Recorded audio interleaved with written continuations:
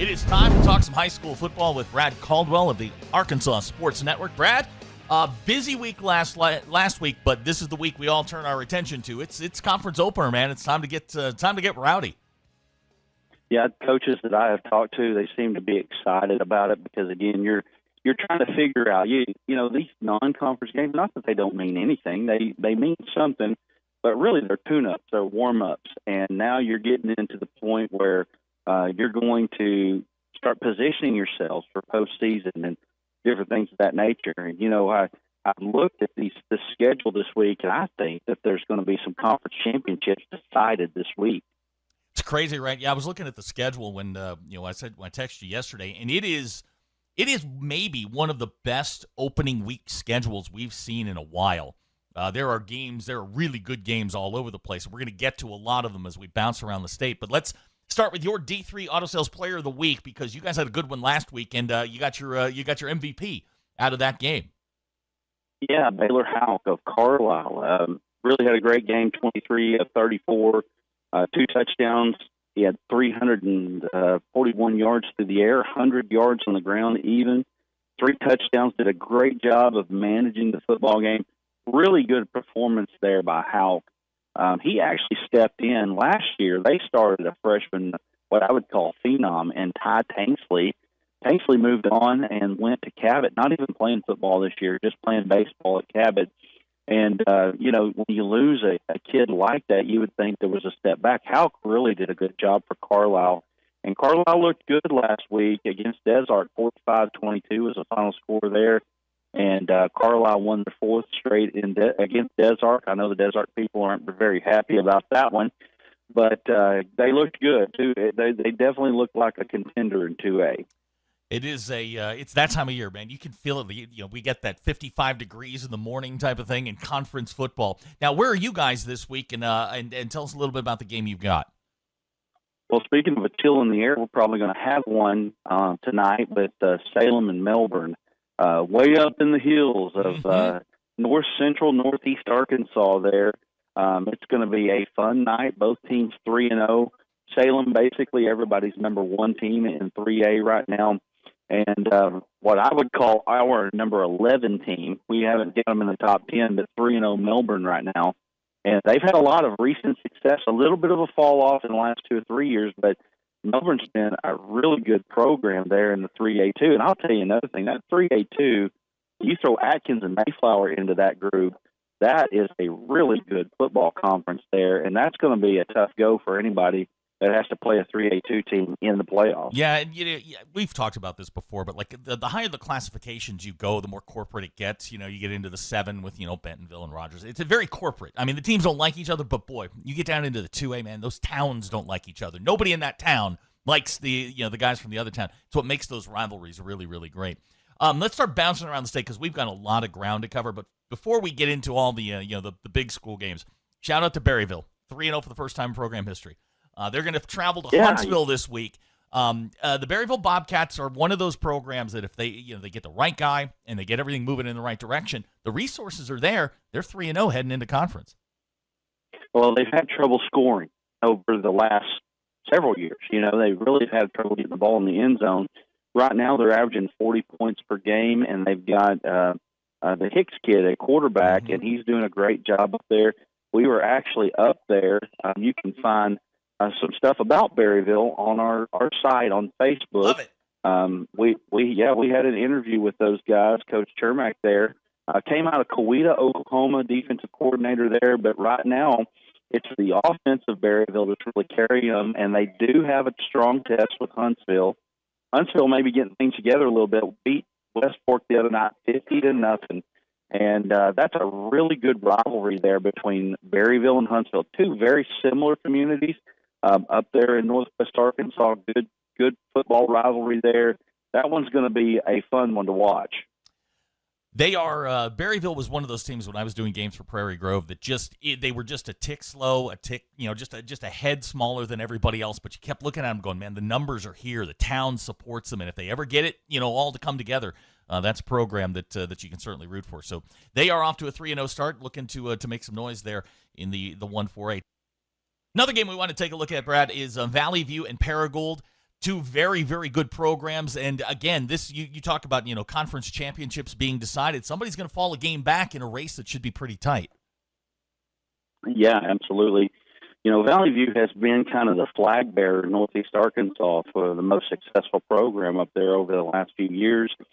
Paragould, you want to talk about a team kind of like Berryville up there in Northeast Arkansas. The sports there haven't been all that successful, but right now sitting at 3-0, and they're 3-0 for the first time since sometime in the 90s themselves. So that's a big game there, and it's at Paragould, so that's a big deal too. Valley View's just so tough though, and so well coached there.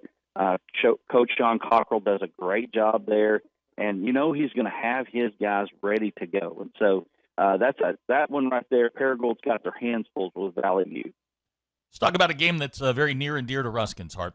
Fayetteville's on the road at Centerton to take on Bentonville West. Bentonville West, probably one of those teams kind of flying under the radar right now. Had a good non-con, but they're going to have to take a step forward and beat one of the favorites to win the 7A in Fayetteville. Fayetteville coming off a loss last week at Texarkana. It's an interesting game because Bentonville West had the week off. Fayetteville had to travel all the way down there. Now they got to go all the way up to Centerton. This is a very, very interesting game for early position in the 7A West. Oh, absolutely. And Bentonville West, they get a chance to kind of prove themselves this game. Everybody's kind of wondering what's up with Bentonville West. They were right there with Greenwood in game one, and here they are now. I think they've got a chance to get the Purple Dogs at home. This is their opportunity. If they're going to come out and do it, this is it. And so, I think that Bentonville West got a puncher's chance. Trey Thompson, very, very good quarterback there in the 7A West. I mean, he poses problems both on the ground and through the air. Yeah.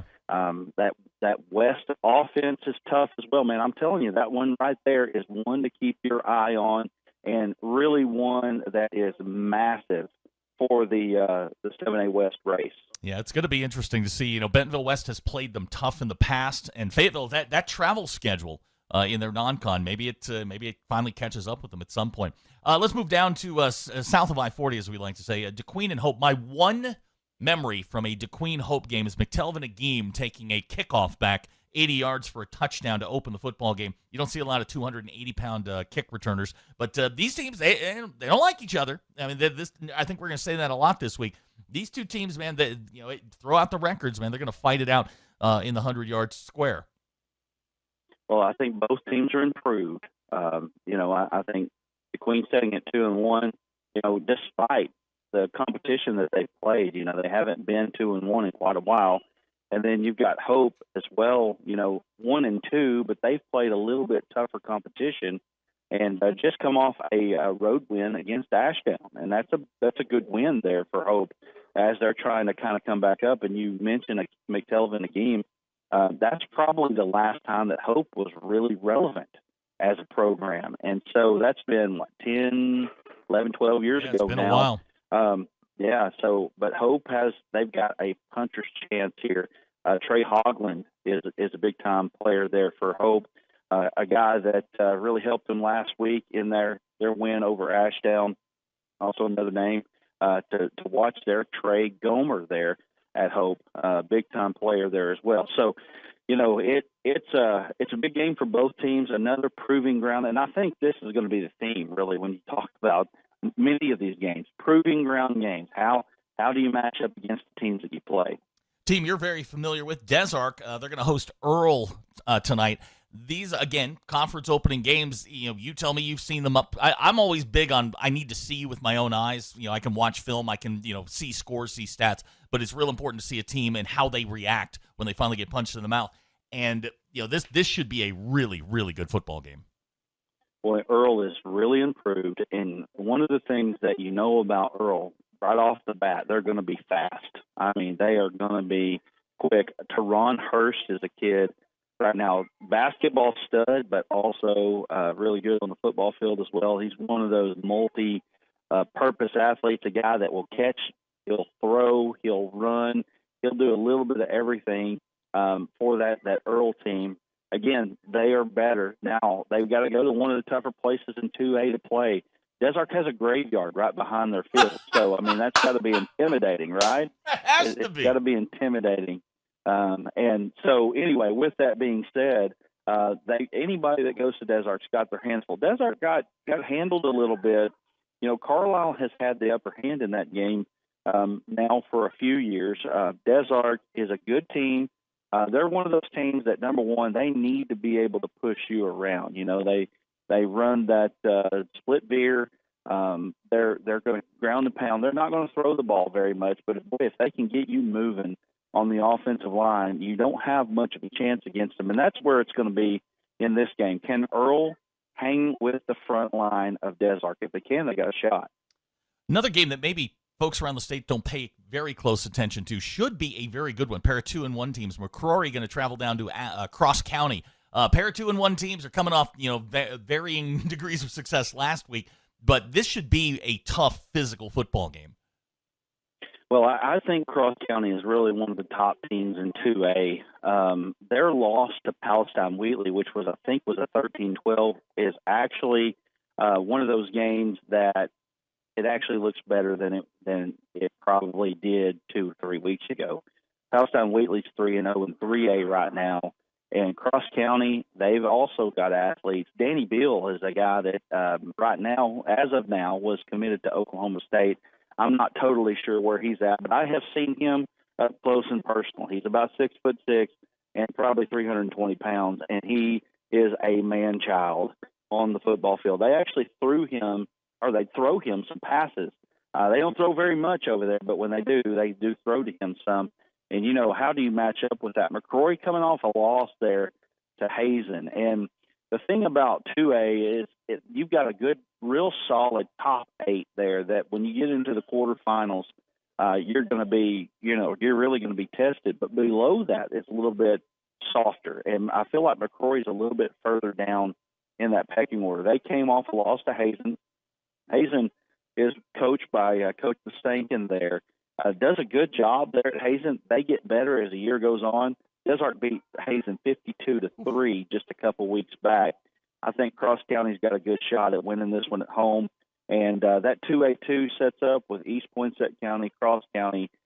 Des Arc is in that mix. Mark Tree as well. They're up there. That ends up being one of the better conferences in the 2A. A game that will be of great interest to folks in the River Valley and North Central Arkansas. Fort Smith Southside, one of the most improved teams in 6A, 3-0, going to travel up to 3-0 Mountain Home. That is that's a tough place to go play. That's that's the Arkansas version of Death Valley. You don't go up to Mountain Home, take on the Bombers, come out of there with a win very often. This should be one of the better games tonight around the state. Well, again, a proving ground game for both teams, but really for Southside more than Mountain Home. Mountain Home has really turned into one of the better programs in 6A under Coach Steve Airy there. I mean, they are a really, really good force there. 307 yards last week on the ground from Barrett Miller. Brantley Phillips is another guy. He just committed to Southeast Missouri State there. They've got some talent up there, and since Airy has been up there, he's turned it around. And so you're right, it's quite a trip too. I mean, it's not like a hop and skip and a jump for Southside. Southside's better this year. They definitely are better. They're playing well this year, but boy, they're going to be tested. And not only are they going to be tested this week, but you know they've got Greenwood, they got Shiloh, both in the conference as well. An improved Salem Springs team, Lake Hamilton. That conference is a very, very deep conference. And you know, again, 2 3-0 teams. One of them is going to come out with an edge in the conference race after this week. We're going to talk about there's a little tilt between Greenwood and Shiloh that's on the docket. We've got some other games. Bentonville Harbor is going to be a good one in 7A. We'll talk about all of the games from around the state with Brad Caldwell from the Arkansas Sports Network. Brad, I love this time of year, man. I love talking to you and talking high school football. We're going to do it on the other side of the break. You are listening to the Ruskin and Zach Show. We'll be right back. Look, everybody's talking about D3 Auto Sales, and I say to myself, there must be something special about this dealership, and it's their prices. You can get one of these vehicles right up here for not a lot of money, right? That's D3 Auto Sales in Des Arc, d3autosales.com. Continuing our conversation with Brad Caldwell, the Arkansas Sports Network. He's got a big one tonight. Brad, tell us about your game and where we can get you guys. Well, Salem and Melbourne, big-time matchup here in 3A. One of the best matchups in 3A for sure. We've got Salem as our number one team. Melbourne's right outside there of the top 10 for us. And right now, Salem has been dominant. This is a rivalry game, though, and there's a lot of buzz around this game tonight. It's going to be a really good one here. You can find it on YouTube at just search the Arkansas Sports Network. We go live at about 6:20 with this segment right here, right. And then we play our pregame and then go right into the game kickoff there at 7 o'clock. Well, I am personally breaking a streak tonight. I have done every Springdale football game since 2015. I'm not going to be able to do tonight's Rogers Heritage game, so I don't want you to get nervous, but I'll be sitting on my couch watching you guys. Sounds good. There is a huge game in 6A. Shiloh and Greenwood going to get together. Titletown versus the Shiloh Saints. This, I think, has set up, I think people have been talking about this, aiming for this game. This is certainly the biggest game of the week. Let's talk about this one because this, should be very, very high scoring and should be a really competitive game. Well, this is very possibly one of the first two matchups between these two. Now, this is the third matchup in 2 years with them, and we could be heading right on to second matchup, or fourth matchup in 2 years, I should say, there. And these two teams are, I feel like right now, head and shoulders above everybody else in the 6A. And, you know, we feel like, has Greenwood come back to the pack a little bit? We're about to find out. Last year, Shiloh in this game this week really gave Greenwood all they wanted to. Now, Greenwood came back with a 61-35 victory over Shiloh in the state championship game. But when you consider that defense for Greenwood was so good and Shiloh was able to put up 35 on them in that game, that was a big deal. And that actually was a little bit better game than the score indicated. Greenwood's Greenwood, man. You're going to Smith Robinson Stadium there, and you got to try to win one. That is next to impossible. We've already talked about it more than once. 2014 was the last time they lost down there, yeah. That's right. Haven't lost there since then. So if you're going to beat Greenwood, you got to beat them, and you got to go down there. Shiloh is game though; they're ready, and come off a victory last week, 72-0. You know, Greenwood, they've had 2 weeks to prepare for this game, so anything in and out, they're going to be ready for Shiloh. I mean, it comes down to execution at the end of the day between these two teams, and like you said, this is probably the number one game in the state throughout. And it's going to be a great game there in Greenwood. I had a chance to see Shiloh during the preseason. Springdale scrimmaged them, and it's a typical Shiloh team. They're hyperactive on defense. They're going to come at you from all different angles. Kane Archer's going to have to he's going to have to be on point. He's going to have to be, the superstar that he is. I don't know what the over-under would, if you were to put a number on it, I'd put it at 80. I think both of these teams get into the 40s. And it may come down to one of those things where the last team that has possession of the football is ultimately going to win this, but it should be a great game there at Smith Robinson. Another game that I'm very curious about, and this again, River Valley and North Central Arkansas getting together. Harrison's going to travel to Alma. Alma's, they've had their bumps. Harrison loses to Searcy in their last game. This is a Harrison team that's probably a little tweaked, and Alma now into conference play. They're a team that could push towards one of those playoff spots. Who is Alma? That's what we need to find out. Really, both teams in a lot of ways. Harrison seems to have the edge right now. Now you're going to Alma, so we'll find out at the end of the day. But Harrison has probably played a little bit of tougher competition coming into this one.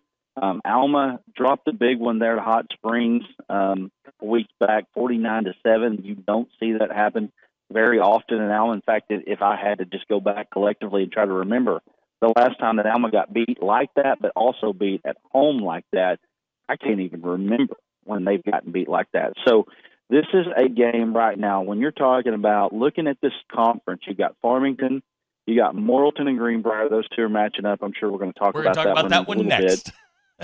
Okay. And so when you're talking about trying to keep pace in this conference, this is a must-win for both of those teams, because you look at Greenbrier, you look at Morrilton, and you would say those two are probably above Farmington this year just a little bit, at least what I can see as far as the defense goes. And then you got Farmington right there with them. And then the fourth spot is the question: who's going to fill that fourth spot in that conference? And Harrison could be that team. Alma could be that team. It is really going to come down to this game, and then, of course, Valonia is a factor in that as well. You mentioned it. Morrilton on the road at Greenbrier. You are on record as saying Morrilton might be the class of that class. This is going to be 2 3-0 teams. These are two teams that certainly are very, very physical. This one's setting up to be an absolute barn burner. Yeah, this one is one of those top, I would say, easily top 5 games in the state. A name that you've got to remember is Enoch Hassan for Greenbrier. I mean, that guy is tearing the ground up right now. A couple 300-yard games to his collection already in 3 games this year. They can run the football, and they can run it well. Greenbrier is very big up front. Morrilton, skill players out the wazoo, man. I mean, they're going to throw the football. They're going to throw it a lot. Maddox Berry is a stud. They're trying right now. Defenses are really playing soft against Morrilton, trying to force them to keep it on the ground. You really have to choose one or the other with Morrilton. You've either got to choose the pass or you got to choose the run. Last year, Maddox Berry threw for 57 touchdowns, just as many as Kane Archer did. So you've really got to really face the pass against Morrilton, force them to try to run the football. Maybe you can get your front line, the front 4, especially if you can get a push against them, you got a chance. This is a great ball game there between these two. It's going to be a lot of fun there at Morrilton. Game down in your neck of the woods that's drawing some interest. Pottsville heading to Mena. These are a pair of 2-1 versus 3-0. Again, throw the non-con out, but these are two teams that got off to good starts. Yes, we know Pottsville very well here, and this is a very evenly matched game as far as just if you take rankings, this is like a balanced game between the two. But you're talking about having to go. I mean, this is the furthest trip in the 4A4 for basically every team in the conference except for Waldron. So Pottsville's got to travel 100 miles to go to this ball game. And Mena, man, I'll tell you one thing about Mena. I really like Coach Bentley there at Mena. He coaches well. He's a very good coach, and you've got to be prepared if you're Pottsville to get ready to play that ball game. And one of the things that I know about Pottsville is if Pottsville can keep turnovers down, they can compete with about anybody. So far in this season with Pottsville, 11 turnovers in 3 games. And so they've got to be able to cut back to have any shot of winning that game. It should be a good one there at Mena on Friday night. I tell you what, they've got to be. I'll tell you one thing about Mena. They're going to have to be physical against Pottsville. If they're ready to be physical, they've got a shot at winning it. Talking with Brad Caldwell from the Arkansas Sports Network. One of the things you guys don't see, as Brad does this is completely off the top of his head. He knows everything about high school sports. Another team that has to get on the bus is Highland, 2-1, heading out to Gosnell. Now, for the folks in Northwest Arkansas, we have no idea where Gosnell is. It is about as close to Tennessee as you can possibly get in the state of Arkansas. And Highland's going to have to go up there. That is a place that is notoriously tough to go in and get a victory. Yeah, and Gosnell is improved quite a bit this year. Gosnell is one of those teams that you could pretty much put them in 4 spot or 5 spot in your conference, or maybe they wouldn't make the playoffs. But this year is very, very different with this group here. They've really they've improved quite a bit under the first-year coach, Chris Smith there. He has got them winning. Last week they beat Brooklyn 47-13. Brooklyn's a 5A squad. They've been able to beat Rivercrest earlier in the year. They've dominated in many facets of the ball game, and Highland's got their hands full tonight against Gosnell. I mean, this is a team right now that I don't think enough people are talking about. Gosnell is one of those teams that right now you take the 3A4 or 4A3, conference there, and you throw Highland, Gosnell, and Southside into a hat. And who's going to win it? Southside, right now, to me, is the odds-on favorite to win it. They seem to dominate that conference, and then kind of 2 and 3 fall into place. I think Gosnell can push for a conference championship. They got to win this one to do it. Let's go all the way across the state into Northwest Arkansas for a game that I think is going to be really interesting. Bentonville traveling down to play Harbor, about 4 miles from where I'm sitting here in Springdale. We know Harbor is improved, But the question is, have they arrived? And they're going to get a test today with one of the prohibitive favorites in the 7A West, Bentonville, coming to town. This is a Harbor squad that took Greenwood to the limit. They've played well in all of their games, and now they've got an opportunity in a league that doesn't lend itself to a ton of upsets to pull one of the biggest. Yes, but they've got their hands full with it because let's take into account that last year Bentonville started 0-3 and ended up in the state championship game. They played the same three schools that they played this year. This year they're 3-0 against those same three schools. We know things change from year to year. Things change with those schools. Things change with Bentonville. Things have changed with Harbor. Harbor's a team right now that will push for a playoff spot in the 7A West. The question is, how good are they? Bentonville right now is on another level. I mean, you take Bryant and you take Bentonville, and right now you draw a line underneath those two, and you say they're the best two in the state. And right now, if Harbor can pull this one out, they have really improved over the first three games and into the fourth game of the season. I think Harbor's got every opportunity under Coach Dannenauer to be a contender in years to come. This time around, this one's going to be tough for them. Another team that we're going to find out how good they are, Gentry, 3-0 on the year, traveling to Elkins. That is a ride. Granted, they're in Northwest Arkansas, but that's a pretty good ride from Gentry down to Elkins. We're going to find out how good the Pioneers are. I think you and I both believe Elkins is pretty good. What do you see in this one? Yeah, I do believe Elkins is pretty good. I mean, only lost to Dardanelle. It's the first regular season loss they've had since 2022. They didn't look very fazed by it last week. They hammered Harding Academy 44-14. This is not your mother's Harding Academy, but at the same time, it's still Harding Academy, and they came up to Northwest Arkansas and got handed to them pretty good there. Connor Ham is a name to watch. He had 5 TDs on the ground last week, 151 to follow. And I talk about coaches a lot on this, and I'm telling you right now, Zach Watson's one of the best. He's one of the best in 4A. He was an assistant at Greenwood there under Coach Young. He was an assistant at Morrilton for many years under Coach Cody McNabb. And I just feel like he's just got what it takes to be one of the best in the state. He's going to have his team prepared every week. They're going to be prepared. And one of the things that I've noticed about the Elkins Elks every time I've seen them, you're not going to out-physical them. They are going to hit you, and they're going to be physical at the point of attack. And so they have bounced back from that 4-point loss here at Dardanelle, and I think that right now, until somebody knocks them off, they are the class of the 1-4A. Pair of 2-1 teams going to get together. Bauxite and Fountain Lake. I love Fountain Lake. That is just one of those teams that, like Old Man River, man, they just, every year the numbers change, the names change, but the results stay the same. Yeah, they've also got their hands full against a good Bauxite team, though. Bauxite coming off a loss in the first game of the year to Glen Rose. I think it stunned a little bit, stunned everybody. But they went to Magnolia and won that ball game. And when you talk about going to Magnolia, you've got a comparison there because Hamburg went to Magnolia down there and got beat last week. And they beat Magnolia pretty good and created 4 turnovers in that game. And one of the things about Bauxite, they've got a high level of talent there. I mean, you're talking about a few D1 kids in that.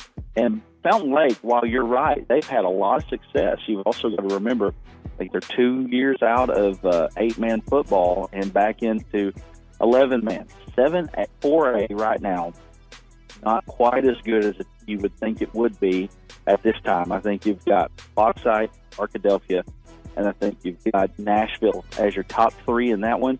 And then you've got to kind of find those other 2 playoff spots. Malvern's one of those. Ashdown could be one of those. Also, Fountain Lake could be one of those. So it's going to be interesting to see if Fountain Lake can pull this one off. They're going to be right in the mix. He's the best. Brad Caldwell with the Arkansas Sports Network. You can search him up on YouTube. Catch their game tonight. Brad, as always, thank you, man. Appreciate it, man. We'll talk to you next week. Brad Caldwell, the Arkansas Sports Network. More coming up.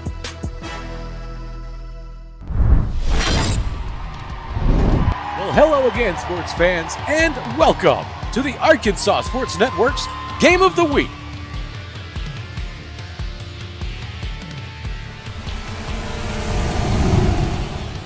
Tonight's broadcast is being brought to you by D3 Auto Sales, by Arkansas Tech University,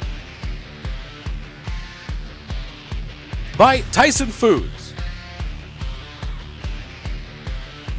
by Premier Facilities Group, and by Metcalf Trucking Company. Here we go, Arkansas. Are you ready? Tonight, the Melbourne Bearkatz are rolling at 3-0, hungry to climb into the top 10. And the top-ranked Salem Greyhounds are 3-0 and looking to defend that record at home.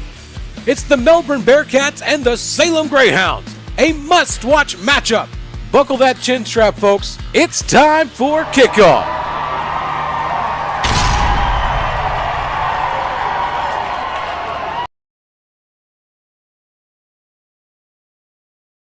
Since inception, Premier Facilities Group has completed some of the most challenging and rewarding construction projects across Arkansas. Today, our work extends across 4 core markets: commercial and residential building, industrial, and utility.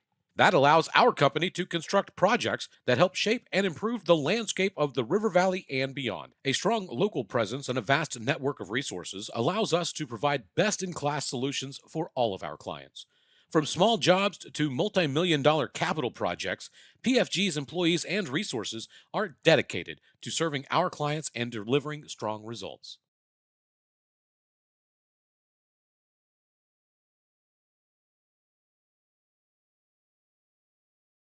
It's so hot, you're gonna think my prices look like a mirage. Wrong. The prices on these trucks are the lowest prices ever. My trucks look different. Drink plenty of water and wipe your eyes. You're not gonna believe these prices. Go to D3 Auto Sales on Facebook right now.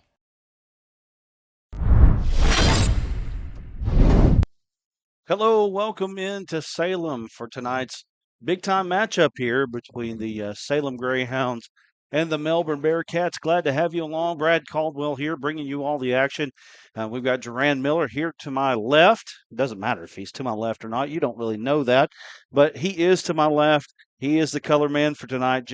And we've got Aaron Powers over here. He's touching all the buttons.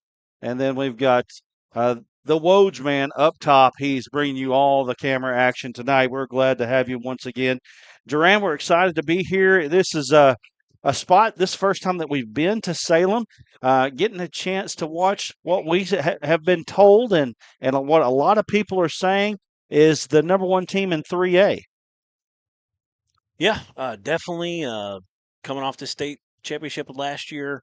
Head coach Watson leaves, goes over to Ozark, but their offensive coordinator, now their head coach, a legend in the state of Missouri, coached up there for 19 seasons in the Missouri Hall of Fame. And they have not missed a beat. They are rolling right now. Have just a really good senior class and some underclassmen as well that are helping out this year. Salem is definitely one of the top teams in the state and at the top of the 3A now. This Melbourne Bearcat team is trying to do the unthinkable, wouldn't you say, tonight? They're trying to be a team to knock off this Salem team who, has been hot ever since the playoffs started last year. Really untouched mostly since then, and really they're here trying to do something that nobody thinks that they can do. We got a little history of Melbourne. Melbourne has only missed the playoffs one time in their football history. They started football in 2013, right, and they have had some really solid programs. Tonight they've got a tall task in front of them. Yeah, they come into this one 3-0, and they do definitely have a tall task. This is a bit of a rivalry between these two schools. They've got a really good quarterback. They got a guy named Abe Cooper, who's just a sophomore. He's got 11 total touchdowns so far coming into this one with the 3-0 record. He's thrown for 543 yards, 7 touchdowns, no picks, and he's rushed for 88 yards and added another 4 touchdowns on the ground. So they've got about 5-6 different receivers that all have a touchdown catch this year. Their leader has 2. I'm trying to find him on my sheet here. I believe that was... Don't think I wrote that down, but they got one guy with 2 touchdown receptions, the rest of them all with 1 apiece, but there's about 5-6 different guys. Right. So they definitely spread it around. It's going to be fun to see how Salem plays the defense as they spread them out and see if they can stop that pass, force them to run. I did get some up that Salem's main running back is Melbourne's main running back, Ty Gillihan, broke his thumb last week, may not be able to play tonight. And if that's the case, that's going to hurt them a little bit on the ground. Both teams running out. We've got 12 minutes on the clock. Salem getting ready in their huddle. Melbourne getting ready to there. We've got a great football game for you tonight. It's going to be a fun one here in the hills of Arkansas, and we're just waiting for them to get ready to kick off. Referees break their huddle, and we're about ready to go. Yeah, let's go ahead and throw that up there. If you like what you see on the screen tonight, you can throw a cash app to us. Throw us a little bit here, a little bit there. Never hurts anybody. It's hashtag AR Sportsnet. We'll shout you out throughout the game. Appreciate everybody that has supported us in that. I tell you what, every little bit helps coming up here, and we've got some local sponsors that are big helps to us as well. Nate Dare's great. He says, let's go Hounds. We've already got some chat going. We're excited to be here, and we're ready to go. Melbourne going to kick the ball off, and I'm trying to get that number there. Looking at that number, I believe it's 15. No, it's 5. Number 5 is Esteban Ventura, and he's getting ready to kick off to the Greyhounds. And here we go. Here's the kick. A little bit of a sky kick angled back, and the ball is muffed, and they're going to fall on it right at the 20-yard line, and the Greyhounds are going to take over. Ethan Birmingham will get the 0-yard return on that. Well, you're going to sky kick it. I mean, that's about what you're asking for, what you're hoping for if you're Melbourne. Obviously, if they couldn't get back on it, that would have been the best outcome they could have got, but no return. Just had to fall on it after the there. So we're going to have to go 80 yards. Well, this See if Melbourne can slow them down. Salem offense not phased by a long drive. I don't believe that at all. In fact, one of the things I've heard is I'm interested to see this offensive line of Salem. I know that a lot of people saying this could be the best offensive line in 2A. Results say that so far. Or 3A, I apologize. We'll see how it goes. First pitch goes out to the wing, cut back. Number 34 on the carry. That's Colton Smith. Smith is going to get close to a first down. Not quite there yet. It's going to be about 2nd down and 2. Ball on the 28-yard line. Smith picks up a good 9 yards on the play. 2nd down for St. Yeah, nice pickup on first down. Gets 9 yards and sets the team up with a short 2nd and 1. And here we go. Here's the snap. It's out to Brink on the wing. He gets nice the block. edge. He got first down and much, much more. He cuts back. He's hit pretty hard there. Gets all the way out. They're going to get him out close to the 45. They're going to move the chains. Looks like Spot's going to be close to the 47 by the time they get done. That's a 19-yard gain for Caden Brink. One of the best backs in the state, one of the top ones in 3A. Yeah, just a nice toss. And they had outside containment. They had a really good block out there. Got the man sealed back inside, and he was able to get the edge after that and pick up the 19 yards.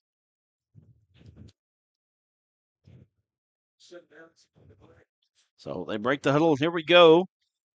First down and 10, ball on the 47-yard line. Here's another pitch, goes out to the outside and across the 50, getting close to the 45-yard line into Melbourne territory. That's Colton Smith again, and another nice pickup for Smith. Everything outside so far, just really working the tosses, and so far getting anything they want for the most part. Picks up of 9, 19, and about 8 this time. Another 8-yard pickup for Smith. 2 carries, 16 yards so far for Smith.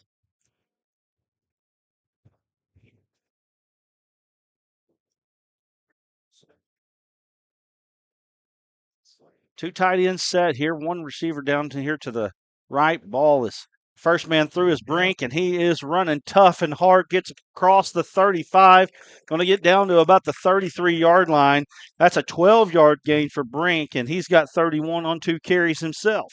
That time a little dive play. He got hit right in the hole. He spun off of it. You're going to have to be ready to tackle. You're going to have to wrap him up tonight because a kid like Brink really he's not going to go down easy. You saw it right there. You saw it earlier on the 19-yard run where he kind of cut it back. He took a big hit at the end, but he runs violently, runs with a lot of aggression. Like, share, comment, subscribe, hit the notification bell. here if you want more content like this here on the Arkansas Sports Network.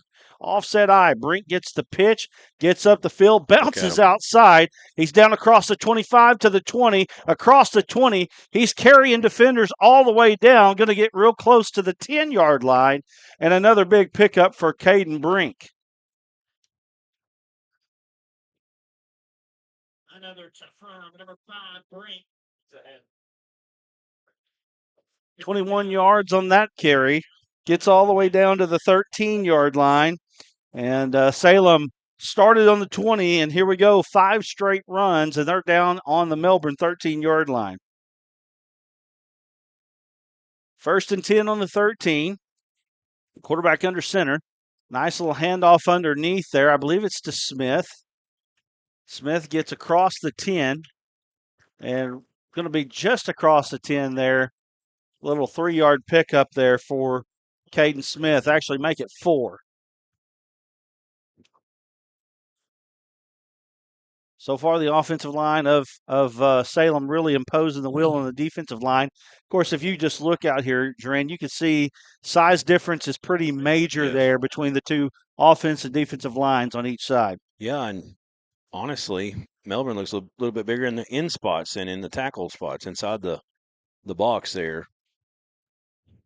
Ball goes out to Smith. He's got the wing. He's going to get to the pylon. Let's see a signal.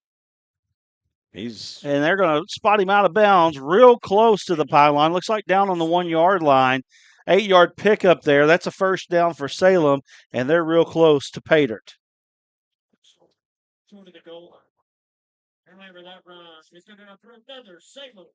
Ball's going to be just shy of the end zone here. Got about a foot to go.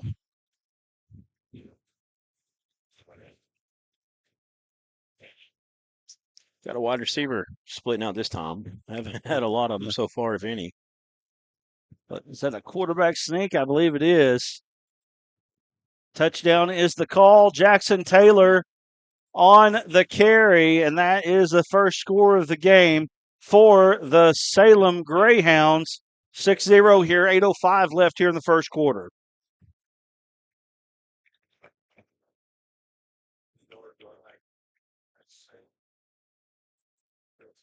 80 yards, all on the ground for the Greyhounds. And that was capped off by Taylor. He just kind of went to the right and just kind of fell down. Here's the 2-point.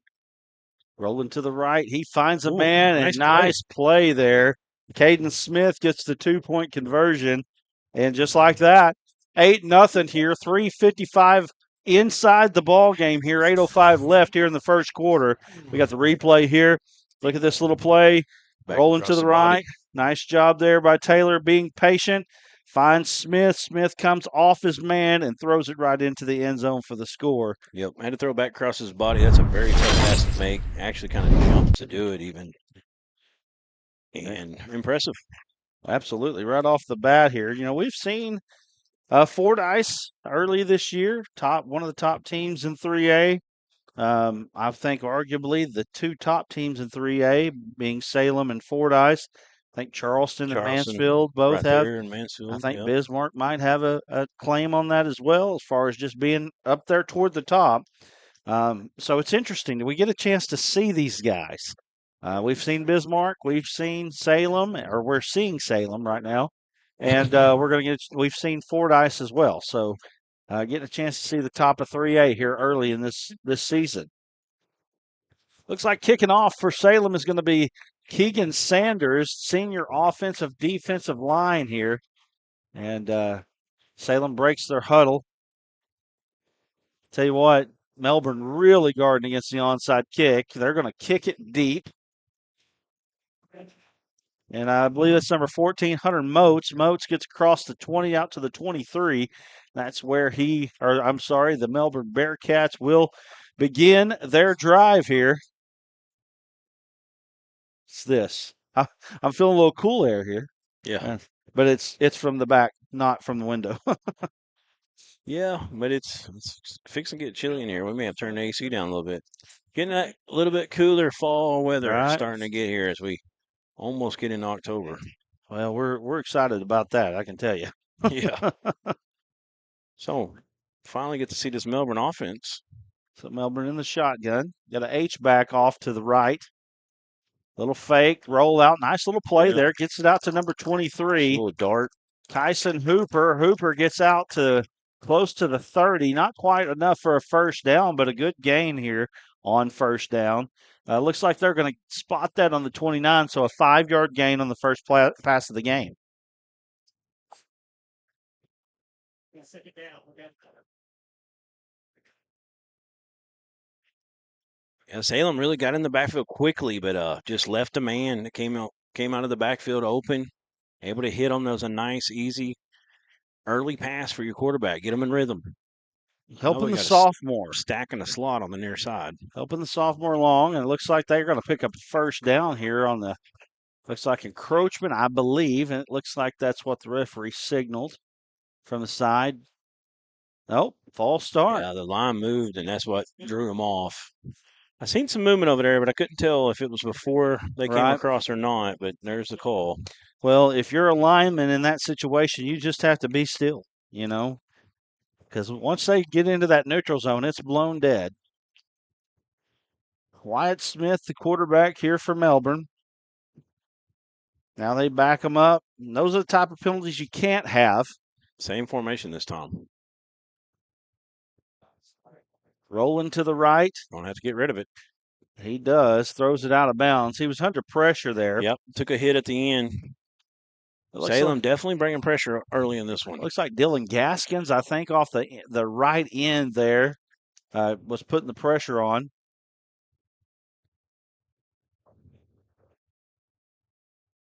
I saw the number wrong there. Abe Cooper is your quarterback, sophomore quarterback there for Melbourne.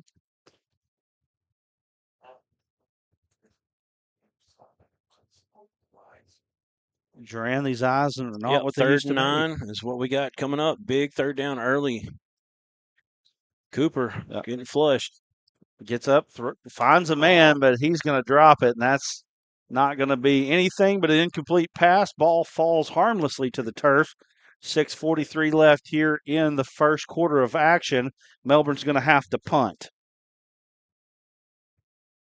Melbourne really needed something good to happen on that possession there. Just as easy as Salem was able to move the ball down the field, they really needed something good to happen there. You want to at least try to get to midfield where you can reverse the field and make, Salem just showed they can go 80 yards, but you definitely want to make them do that every time if you can. If you can't go down and score, and that they weren't able to do it, so Salem should get really good field position here. Line drive punt, it hits the ground, it is picked up. Little cutback action. That was a big time tackle there by Wyatt Smith, because I'm telling you, if he got past him there, it would have been trouble. And so Salem's going to get the ball about the 46-yard line here as they begin their second possession of the ball game. We've seen quite a bit of Bismarck in the last year and a half or so, and tell you right now, Caden Brink reminds me a lot of Caden and Keithley down there at Bismarck, and they're both number 5. Right, boy, they do have similar run hard styles, for sure. They're both fast.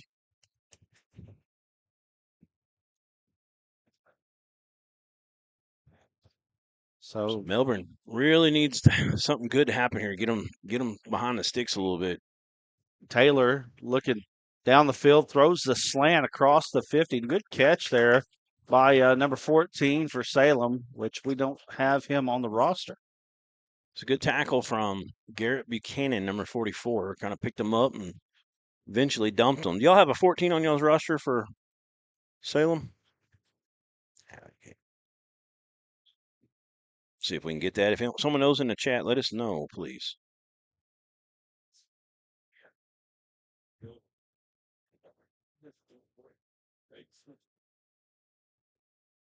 I think that's what we've had so far. Maybe I'm wrong.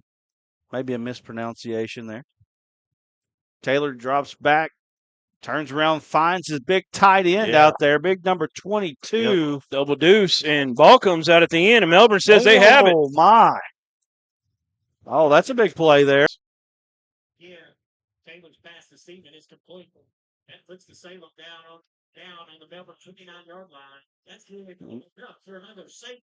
So that's a big pickup there. It's a 20-yard pickup. Taylor, a little draw play underneath. I believe Brink got that one. He did. And he's going to go all the way down to about the, what is that, the 13-yard line there? No, they're at the, looks like the 18. 18, okay. And it does look like he was down. They were fighting over it. Woj got a really good shot. Watching it, just rewound it on the phone here. Looks like he was down before that ball came out, but good attempt there from the Melbourne Bearcat, fighting through until the whistle was blown. Taylor under center, handoff, little trap play to Brink. Brink trying to bounce it outside, Wow. and he is just carrying defenders all the way inside the 5-yard line there. And it's going to be another first down for Salem. 15-yard pickup there for Brink. Just a great run. Just that was all effort on that run right there. It wasn't, I mean, it was blocked enough, but it wasn't, like he just had a wide open hole. He made all those extra yards. Very impressive. First and goal at the 4. Big time run, and Brink is already close to 100 yards. And he's going to get a touchdown, possibly. He gets outside, gets in, and no signal just yet. Turn back right at the 1. So it is going to be at the 1-yard line. Shortest run of the night for Brink so far, 3 yards. And it's going to get all the way down to the 1-yard line. So first and goal from the 1 here as we are going to cross the 4-minute mark here in the first half of play.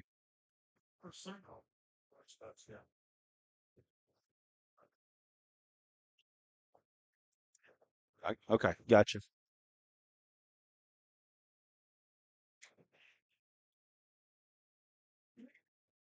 Yep. And it looks like Taylor falls forward, and that is another touchdown for Taylor. Quarterback sneak again. Taylor with his second touchdown of the ball game, and it is 14-0, just like that. Seeing the replay here, under center, just falls forward, big hole there. Nothing really to stop him. Taylor looking at the sideline. And it looks like they're going to kick this time, bringing the tee out.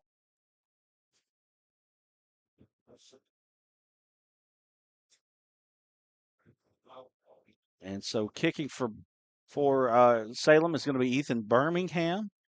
Here's the fake. No, and oh my goodness, what a play. Toss. Oh, he drops it. Yes. Wow. Great execution all the way to the catch. Just couldn't bring it in. I'll tell you what. Old Smith there, he threw a dart. Yeah, he did. Let's, if we can, and we got the play here. Look at this play. A lot of trickeration going on in this play right here.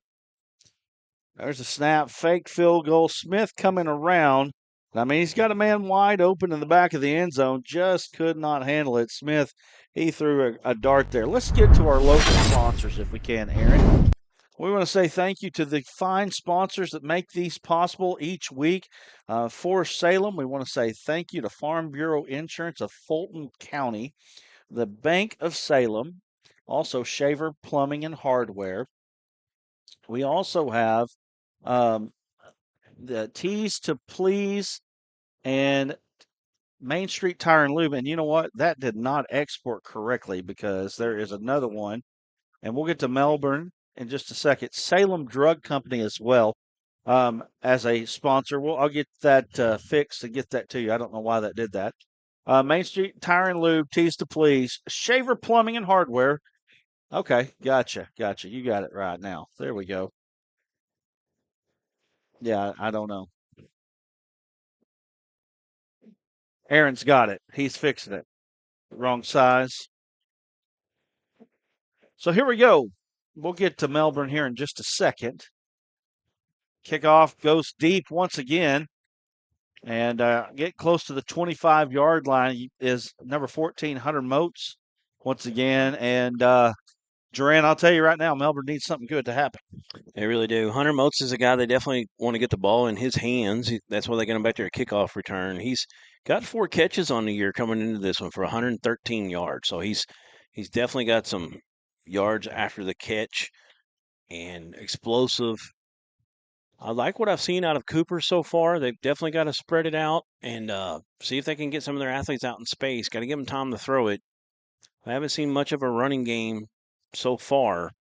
They'll hand it off on this first down. Handoff goes up the middle, and not much doing there. Just a little bit of a positive play.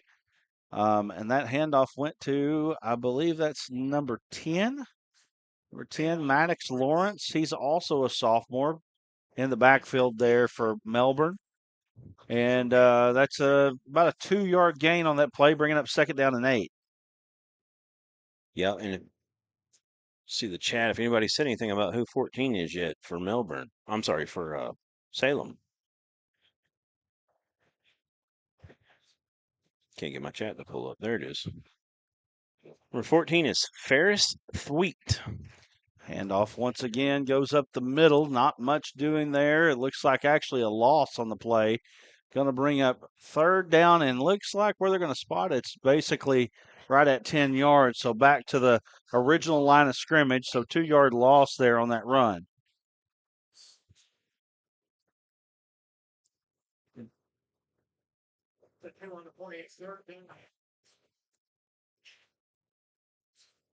Aggression. Seeing that out of Salem here early in this ball game. Shotgun, got 4 wide receivers, empty backfield. Gosh, a Little shovel pass, and not much doing there. Looks like got about 3, maybe 4, and that's going to be 4th down, yeah. 4th and long. They're going to have to punt it away. Peyton Elms on the reception there. We'll give them 3 on that play. But like you said, just not much doing, not a lot of time back there, and they know it. Check out this formation. Well, now they're in motion now. A little pooch punt action. Never mind. Yeah.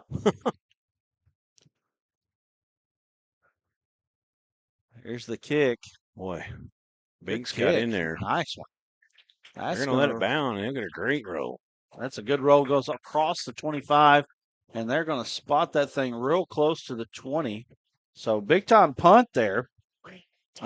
Let's get our Melbourne sponsor up if we can. Appreciate Melbourne Bearkatz and the sponsorship. Local sponsorship helps us so much in this. And we've got the proud sponsors, the Melbourne Bearkatz. Got Farm Bureau of Izard County. And so we got Farm Bureau on both sides. And that's actually the same agency. We want to say thank you to them for making that possible here today. Salem gets the ball, 3rd possession here. 1 minute, 24 seconds left here in the first quarter. So far, it's all Salem. Nate Dares Great says, let's go Hounds. And thank you, Teresa Davis, for those roster updates for us. Taylor, he's got a man wide open down the field, and the only thing keeping him from a touchdown was just the fact that he had to turn around to catch the ball. 28 yards on the play. And, I heard. That's our man, Ferris Thweet. I heard a lot about this quarterback, Jackson Taylor, coming into this game, and so far he has not disappointed at all. We've heard that name, Jackson Taylor, in our neck of the woods. That's true. Hector had a really good. I don't know if he ended up getting All-State. I think he did. I know he's All-Conference. I think he was All-State just a couple years ago at Hector. And Jackson Taylor has been very impressive so far tonight for these Greyhounds. Greyhounds have a lot of weapons on this team. You can see that right here before we even get into quarter number 2. Double Taylor fake. rolling out, finds his man on the wing. That's Smith. Smith is a rolling ball of butcher knives, and he catches the pass, gets all the way down to what is going to be the 38-yard line. Replay on that one, Aaron? And that is a 13-yard gain on that play. Well, it was impressive because it was 2 fakes, and then he hit the ball behind his hip. Taylor did, and just a really good play action. Hit his wide open receiver. I'll tell you what, he looks good. Looks good so far. Runs the team very well, very smooth in his motion. Just looks like he's got everything under control right now. Okay.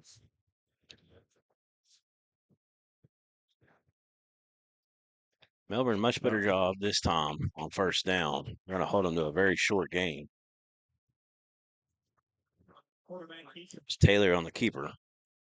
And Taylor gets down to the 36, just a 2-yard gain there. Taylor, he's got 4 yards on the rush so far, but he's got 2 touchdowns. Yeah, right. 3 Yeah. carries, 4 yards, and 2 touchdowns. That's not bad. I don't know if Salem's going to get one off here. He's scoring a touchdown Right. 66% of the time he runs the football right now. 3 seconds, 2 seconds. He does hand it off. That's Brink. He's trying to break it outside. And he's going to get all the way down to about the 10, but as you said, flag on the play. They threw it right at the snap on the line. Right, so don't think everybody was set there, most likely. Let's see what they say.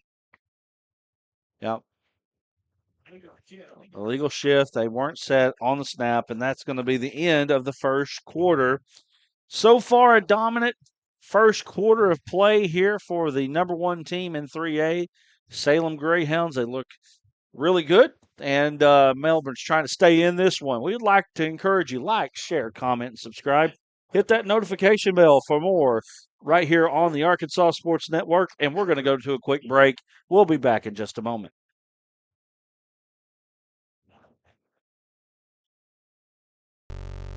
Everybody's talking about D3 Auto Sales in Des Arc. Little town, big dealership, okay? And I asked myself, what is it? Is it the pricing? Yes, the pricing. You can get one of these nice vehicles for not a lot of money. Don't be a loser. Follow us on Facebook, d3autosales.com. Look, everybody's talking about D3 Auto Sales, and I say to myself, there must be something special about this dealership, and it's their prices. You can get one of these vehicles right up here for not a lot of money, right? That's D3 Auto Sales in Des Arc, d3autosales.com. We got some comments to get to, but before we do that, make sure that, hey, if you like what you see on the screen, throw us a cash app at hashtag AR Sportsnet. We'll give you a shout out during this ball game. Every little bit helps. We appreciate it. Dran, you've got some comments over I there. got one. Tyler Ball says, "Let's go Melbourne." Getting a little Melbourne love in the chat as well. And they've got a 2nd and 13 here. Got Salem a little bit, off track. See if they can get a stop this time. All right, so here we go. Second 12 minutes of this ball game. Taylor going to get under center here, 14-0. He drops back, little pump and go. It's there, and Perfect. They've got him downfield again, and they're just not quite hooking up exactly because if not, that would have been another touchdown. But a big-time throw, and it's going to take Salem inside the 5-yard line, I believe. Oh, we got a flag on the play. We got a nice replay here as we figure out the flag. Nice pump. Thweet was open below, then the corner bit on it, and he was wide open. The pass just a little bit behind him. He had to kind of adjust in midair, or it would have been a TD, but it's going to be holding on the Greyhounds. Yeah. Bring it back 10 from there. That's going to bring up 3rd and about 23, depending on the exact spot of the hold. I'm sorry, repeat the 2nd down. Yeah. It'll be 2nd and about. Looks like they got it on 49. Got to get all the way down to the 30 or to 28-yard line for a 1st down. So that's going to be 23 yards. So 2nd and 23. The only thing stopping Salem right now is Salem. That's right. 11:45 left here in the first half of play. Man-to-man out here on the corner. That's a bad snap. Goes over his head, and he gets Big walloped. Big-time play there by Melbourne. They're going to help him up off the ground, but another loss. Salem going backward here. Another 5-yard loss to bring it 3rd down. Actually, that was an 8-yard loss. Bring up 3rd down and 31. Number 46, Bryson Young in there getting it done. So ball is back to the 41-yard line now. I will tell you right now, I do not put it past the Salem team to be able to pick this up, though. Definitely, if you are a Melbourne, you want to go into a little bit of a softer coverage. And you don't want them to get on this side of the 50 because they'll probably go for it on 4th down, being that close, the way things are going right Taylor now. steps up in the pocket. He's got a man behind the defense, and he completes it all the way down across the 30. And like I said, I would not put it past them to be able to complete this pass and pick up this 1st down. That's exactly what they did. But the replay here, as you see Taylor back looking, got room to step up in the middle of that pocket. And then Muir with the reception. That is number 24, Connor Muir. He's a junior for the Greyhounds, and just like you said, Brad, 1st and 10. Big time yardage, 39 yards on that play. Behind the sticks, 3rd down and 31, and they are able to pick it up. Taylor hands it off, or actually fakes me out. He's got a man behind the defense, and that's the first true incompletion of the game here. Tell you what, this Jackson Taylor kid looks good. Yeah, he does. We got an early score, Greenbrier. 18-0 over Morrilton early, PAT pending. Woo! That's a shocker to be that big of a lead. Enoch Hassan, man, he's legit. Legit.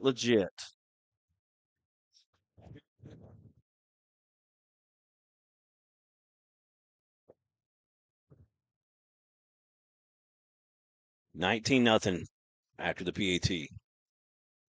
Maddox Berry Company, they got their hands full right now with the Bulldogs. Taylor under center. Little trap play goes to Smith. Smith got nobody there. What a great play. Tell you what, Smith didn't have much room to get to full speed, but you could tell when he got in full stride there, he can really pick them up and put them down. Well, I'll tell you what, this team is impressive. Yeah, they are. We saw Fordyce in week 1, covered them as they stepped up in class and took down Monticello, 4A team, and they were impressive, and Salem is right here with them so far.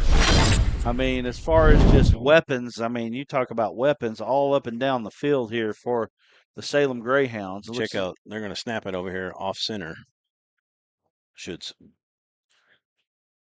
Little backside, it's wide open. Does he catch it? Sweet, but did not get it in time. Great play design there. Let's go to a quick break if we can, Aaron. We've got 20-0 here. 10:15 left in the first half of play. We'll be back in just a moment. Arkansas University has pathways to go to college beyond free and help cover the cost of your education. While other universities may claim a debt-free option via a special scholarship, ATU doesn't need a special scholarship to cover tuition and mandatory fees because we're already one of the most affordable universities in the state. Instead, ATU offers 5 pathways for graduating high school seniors to cover the cost of attending classes. And one of these 5 pathways could pay for you. Apply today at atu.edu/beyondfree.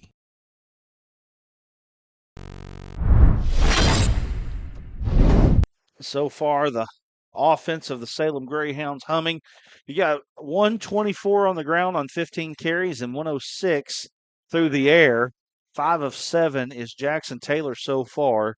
And so far, so good here for the Salem Greyhounds. Greenwood early up 7-6 over Shiloh. Jim Moody in the comments. Thank you, Jim.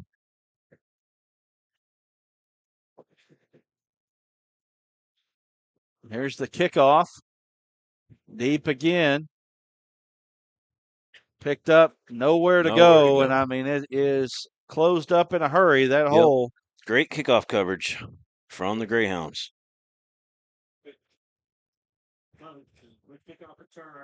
What was the line of scrimmage on that touchdown run?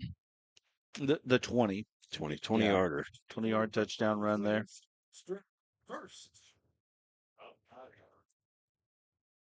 Thank you for watching on Facebook and on YouTube tonight.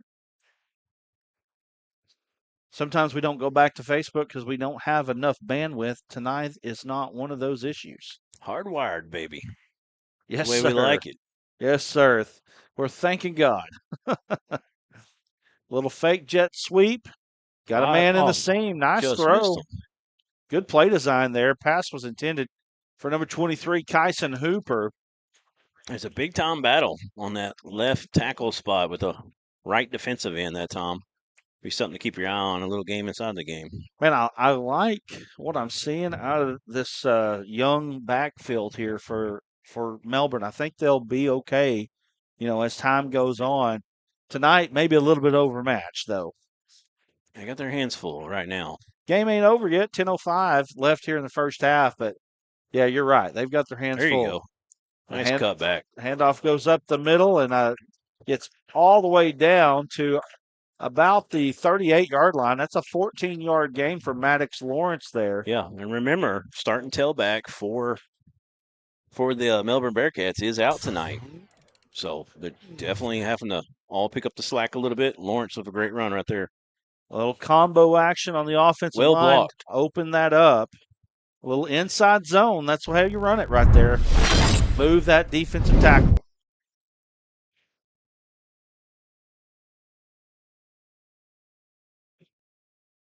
Straight drop.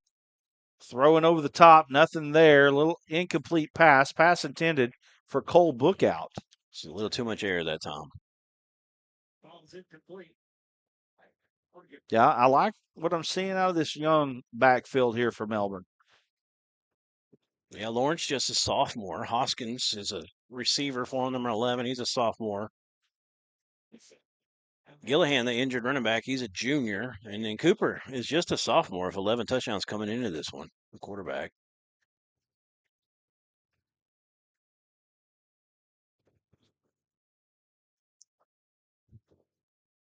Shotgun snap, handoff inside draw. zone once again. Got a little bit of movement there. Looks like the inside interior lineman of Melbourne at least getting some sort of push here, and that's a 5-yard gain. Yep, on 3rd and 5. second down.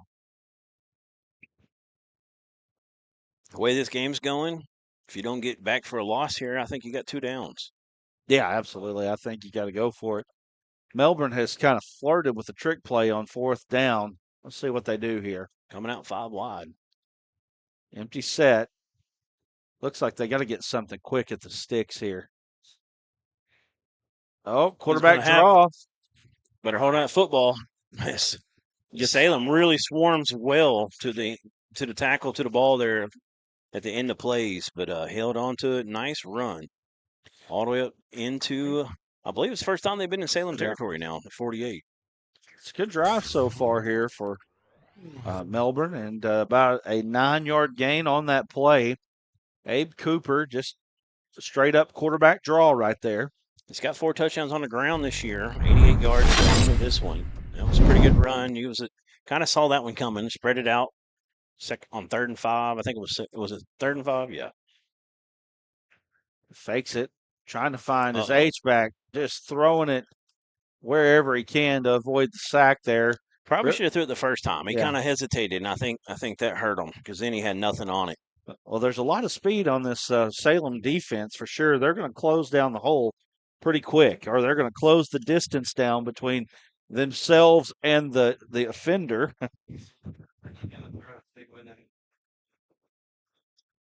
Duran's getting cold. He's turning it down from AC medium to low. If I get cold, that's a first. That's a first this year, right? Yeah. Don't forget, we're going to have another red plate at halftime tonight. As Melbourne gets set up here on 2nd and 10. A little bit of a high snap. Nice job. Man. Big pop. And there's a flag late, and it might have hit the quarterback late. I think that's going to tack on 15. He stood right up, stood in there in the pocket, and I do think they're going to get a roughing the passer. Here's your replay. We'll see. I don't know if our camera, he's following the ball, so he may not have got the quarterback. We'll see. That's a 4-yard gain on the pass. Yeah, you see him get hit on release. It wasn't atrocious, but enough to warrant the flag. Well, you know how it is. We're protecting quarterbacks for sure. I mean, they might have hit him high a little bit, but looked like he was within a step. Might have driven him too. I couldn't see it. So that's going to put the ball all the way up to the 29-yard line, and Melbourne's driving here. So Cooper getting ready to take a snap again. Cooper looking at his center, trying to mix the snap count up. Little inside zone, not much doing there. Nice tackle from the middle linebacker that time. Yeah. That's 1-1. Mr. Dylan Gaskins looks like a senior. No gain on the play there. So it's going to bring up 2nd down and 10. I'll tell you one thing about that I've noticed out of Maddox Lawrence, good running back, just sophomore. He runs a little high at times, though. Get them shoulder pads down a little bit and be able to bounce off some of those hits. Bringing a man in motion. They fake the jet sweep, trying to look to the backside, nothing doing. Cooper trying to make something happen. Secondary might be holding. Ball's out, but he's going to be down. And the last thing you want's an injury right here. Yeah, there's going to be a flag in the secondary. It came all the way down at the 5-yard line. Ball hadn't been thrown yet, so if it is holding, it's either that or a pick play off the offense. But I'm going to think defensive holding here more than likely in the secondary.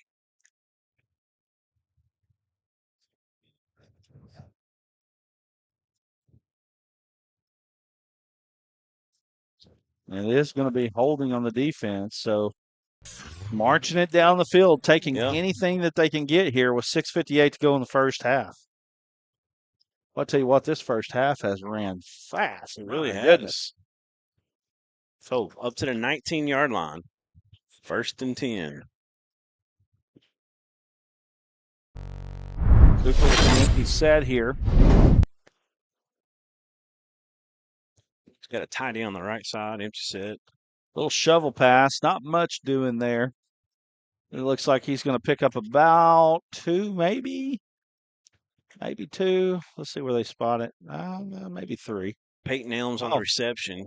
He had 2 for 40 coming into this one. That one's going to hurt the yards per catch average. Picks up 3. They got 5 on the board. There ain't no way that was 5. No, he went from the 19 to the 16. Yeah. 3-yard pickup. So bring up 2nd down and 7 to go. Now they got 8 on the board. Cooper trying. Nowhere to go ran there. over that time, but there is a flag.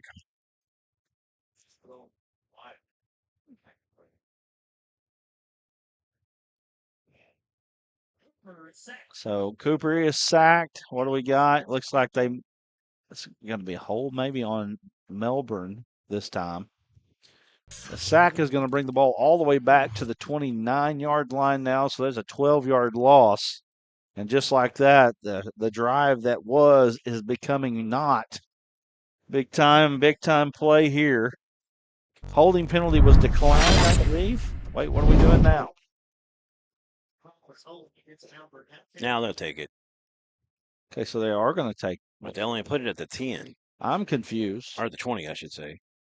Yeah, I am too. And it's 3rd down. So 3rd and 11 now. So they don't mark it back at the 30. They mark it and they lose the down. At the 21. So they took the sack, but that didn't seem like the right spot there. But, it's okay. They're looking deep behind the defense. It came out at the last second. He put it right in the breadbasket there. Really it was a good throw. It was good coverage, too, and he had to put the ball exactly where he did to have give his man a chance, and he does it, but couldn't quite pull it in. Got Aaron Wojciechowski on our replay here on the camera work. I mean, beautiful pass. Got to catch that one. Definitely. Bottsville's got a 6-0 lead over Mena early. That's a big one in the 4A. Conference play. Down there in almost Oklahoma. Yeah. Looks like Melbourne. American made.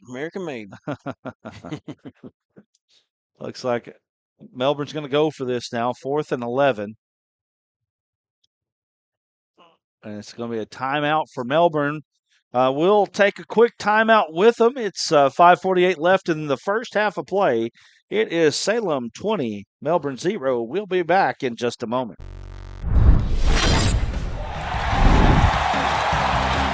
The Arkansas Sports Network Basketball Classic tips off January 3rd in Clinton. Some of the state's best teams. One unforgettable day of hoops. Don't wait. Secure your seats now before they're gone. Get your tickets for the ASN Basketball Classic at facebook.com/ARSportsNetHS and ARSportsNet. Or you can click the QR code at the bottom of the screen.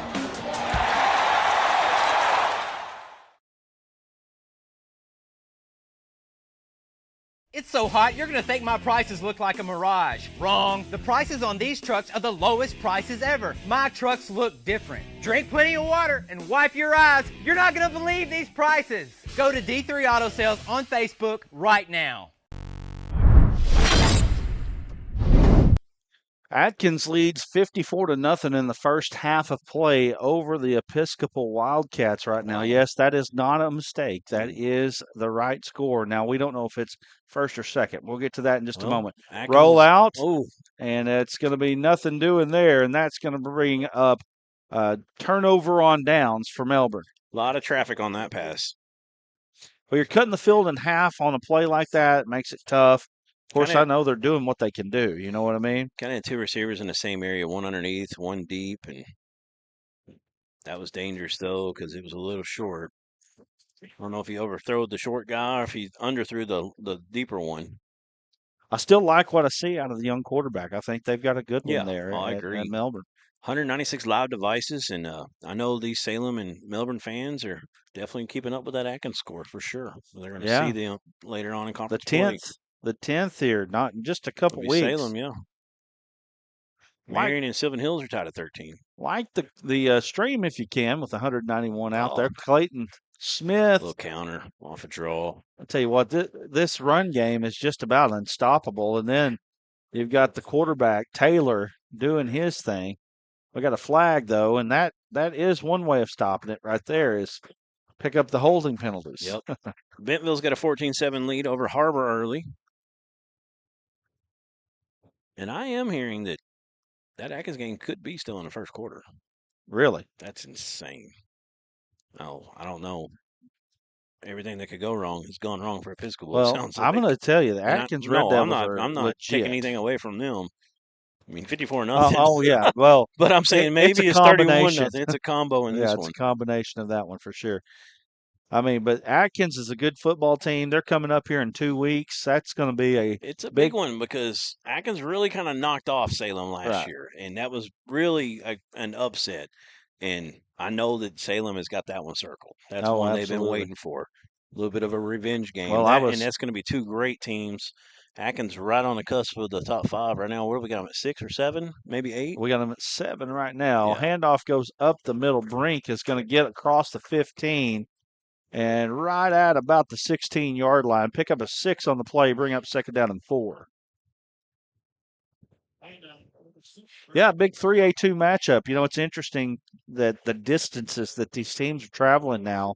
I mean, we know the distance because we live in that area, and we made the trip. It's a 3-hour trip from my home to here, and Atkins got to make that trip here in 2 weeks. Oh, that is correct. 2nd and 14, my bad, after the penalty. Defense was kind of scrambled that time on this right side, but it doesn't matter. Maybe if they can make a tackle. Boy, Brink runs hard, don't he? Yeah, he does. I mean, they should have had him in the backfield. He gets out to the 19-yard line, picks up 3. Should have lost 3 on that one there. And like you said, he and Cademan Keithley. I know. I was about to say the same thing again. They're so similar. They could change jerseys, and you wouldn't be able to know. I mean, they both just excellent running backs. I'll tell you what, Keithley looked good against Glen Rose the other day, didn't they? Yes, he did. Bismarck did. They got that sophomore quarterback, Birch. It's really impressive with his legs, and he can throw it as well. And they got another Keithley, a junior, Ethan Keithley, that shows off some speed from the wide receiver spot. So they just keep pumping the Keithley boys out down there at Bismarck. And now we got a flag. It's like a timeout. Timeout, Salem. I guess we'll take a timeout. Go to our locals again? Yeah, well, let's do that. Let's go to our locals. 201 live devices right now on YouTube. We're streaming to YouTube and Facebook, so to YouTube alone. 201 devices, and here are your locals. Appreciate Farm Bureau of Fulton County, the Bank of Salem, Shaver Plumbing and Hardware, Heating, Electrical, Paint, Tools, and Lumber, Salem Drug Company. We also have got Robert Nelson, Buddy Nelson over there at 351 North Main Street in Salem, at Main Street Tire and Lube, and Tees to Please School Spirit. And then also, what's up? Look, that Salem gold and black on the Salem drug. Yeah. Nice touch there, boys. Yeah. And then we've got the Farm Bureau of Izard County as well, which is the same agency in both Izard County and Fulton County. Nice. Under the same agent. He said he didn't want a big shout out. So, but we do appreciate them for joining us. And then also our guys over at the Red Plate. We're going to have that here at halftime. You don't want to miss this. Not your mama's kitchen. Man, they did a great job for us today, and we're looking forward to showing you what they did with us today. 3rd and 11. Here's the snap rolling out to the left. Taylor is cut off, pulls it down, trying to get something good to happen. Not much going there. He does gain a couple yards, but it's going to bring up 4th down, and you'd think there's a punting situation in this case here.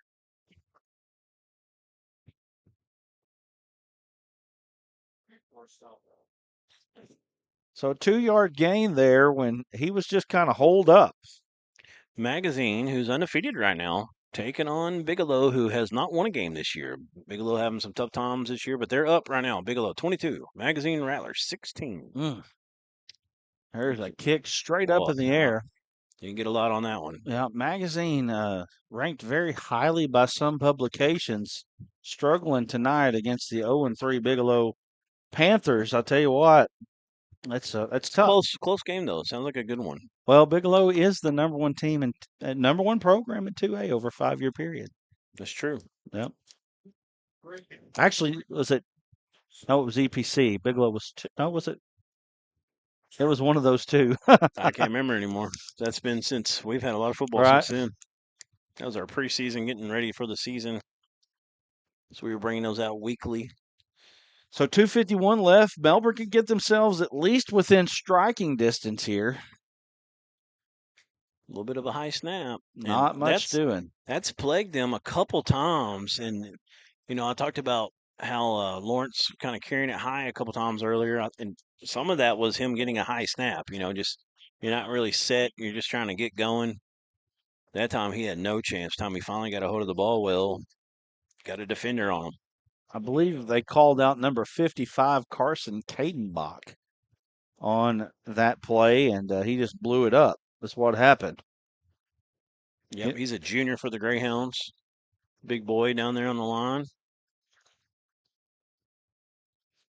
Shiloh taking the lead over Greenwood, 12-7. That's a big-time matchup. That is the top matchup in the state tonight.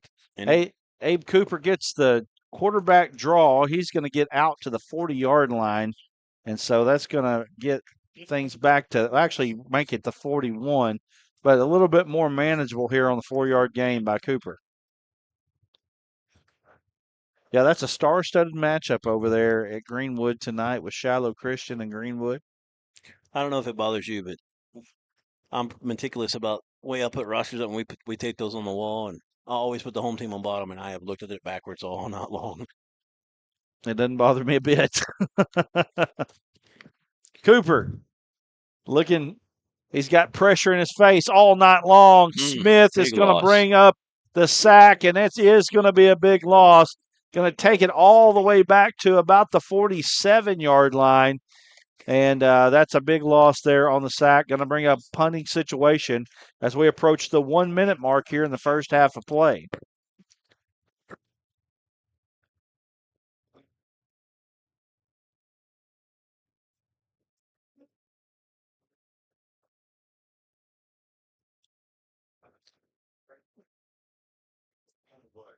Here's the kick. Got it off quick, line drive. Brink fields it. That was a line drive. And I want him to get outside. He cuts up, and I mean, just held on to him there. 37.9 to go. They've definitely got enough firepower to get them a touchdown here. If you're a Melbourne Bearcat fan, obviously you don't want that. 37.8 to go in this first half of play. Again, we'll be bringing you Not Your Mama's Kitchen here on the red plate. We have got open dates in October, both for the red plate and for bowl games. So if you're interested in having ASN come down, showcase your team, showcase your business, shoot us a message. We've got open dates on October 10th, 17th, and 24th right now. Taylor dropping back to pass. What a play there. Throwing to the backside. Big gain, going to get all the way out across the 50-yard line. I believe that's going to be a gain of 30 on that play. Got it out to double deuce there. Cole Steeman, senior tight end, defensive lineman as well. And he did a great job attacking the defender when he got the ball. Made him set him up. He set him up, made him make the first move. They're looking deep. He's got a man. Sweet. They were trying to hit. But he set his man up well and ended up getting a lot more yardage that time. Taylor, we've got him now at 6 of 9, 136 yards. He's got 2 touchdowns on the ground. The name that you don't hear a lot about, Jackson Taylor, but boy, he looks good. Yeah, underrated for sure. We have been highly impressed so far. He's got a lot of weapons. They can hand it off to you. You got to worry about that run game of Salem, and then, of course, they can just spread it out and hit some guys. And he showed he's got a strong arm. We got 200 live devices, and we don't have but 1 like on this program right now. Look at him go. There's Taylor. Quarterback draw. He's going to get all the way out to the 35-yard line. That's a 14-yard gain there for Taylor. 13.6 to go. They've probably got 2 shots at the end zone here left here in the first half of play. Yeah, a little stiff arm at the end as he ran out of bounds. Liking, sharing, commenting, subscribing helps to get this out there. Make sure you share it out with your friends. So we got 213 right now on YouTube. Let me check the Facebook. Taylor dropping back to pass. Pulls it down, and he's going to be sacked. Let's see if Salem takes a timeout or just lets it roll. They are going to take a timeout. So that is going to bring up 2nd down, and where are they going to spot that? Looks like about a 14, 2nd and 14 maybe. 2nd and, yeah, we'll call it 14. 4-yard loss there on the run by Taylor. Most are used to us going just to YouTube. We only got about 26, 27 live right now on Facebook, but there's been 912 total views on there so far. So altogether, you're looking at real close to 250. Appreciate every one of y'all. Drop us some more comments on the YouTube chat. We're checking that one regularly. We got Facebook comments right now. Swayze Daisies says, "Go Greyhounds."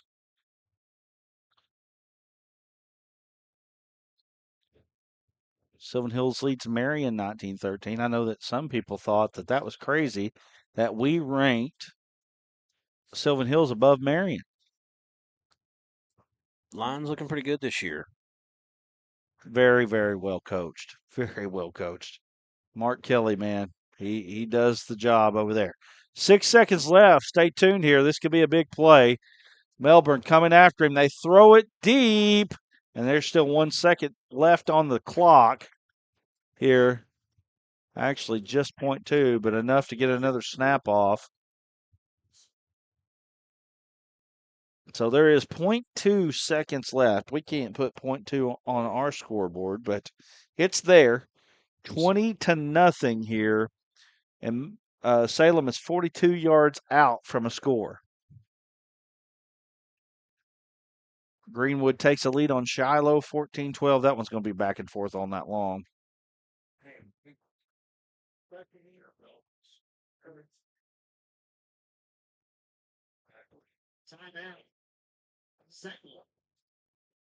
Salem going to take a timeout. Let's take a small one here, a quick one. We'll come back here in just a moment. You're watching the Arkansas Sports Network Game of the Week. Salem leads 20-0. We'll be back in a moment.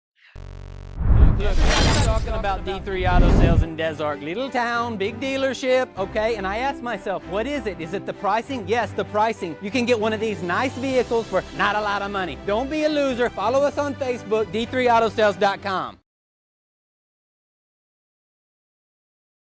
Arkansas Tech University has pathways to go to college beyond free and help cover the cost of your education. While other universities may claim a debt-free option via a special scholarship, ATU doesn't need a special scholarship to cover tuition and mandatory fees because we're already one of the most affordable universities in the state. Instead, ATU offers 5 pathways for graduating high school seniors to cover the cost of attending classes. And one of these 5 pathways could pay for you. Apply today at atu.edu/beyondfree. Hey, we're back here. Plays off. Half is done. Clock is out. Almost got his arm. Taylor throws it, Intercepted. and it's picked off. Now Melbourne trying to bring it back. Run over a man. And that is going to be the end of the first half. Peyton Elms on the interception. End of the first half. I'll tell you, give a little bit of credit here to Melbourne. They tightened up in the second quarter, made it 20-0 at half. and that's where we're going to end it. And we've got a couple things we're going to do here. Yeah, and I want to correct myself. I don't know why I said Lions a minute ago when we were talking about Sylvan Hills. I know they're the Bears. I was thinking Cersei in my head for some reason, so I apologize. All right, we're going to go to a quick break, and then we're going to bring you the red plate from Not Your Mama's Kitchen. You want to go to that, or you want to go to a break? Let's go straight to it. Not Your Mama's Kitchen here in Salem, Arkansas, feeding us today for the red plate. You don't want to miss it. They've got some great food. Go visit those guys over there. Watch it and just see for yourself.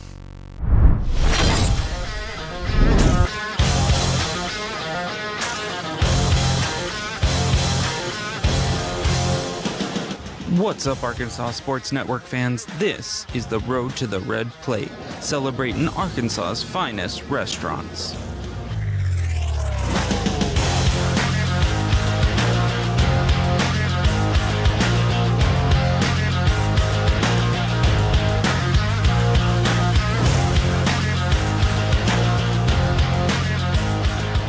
This week we're at Not Your Mama's Kitchen, a food truck serving homemade meals from scratch for 1.5 years.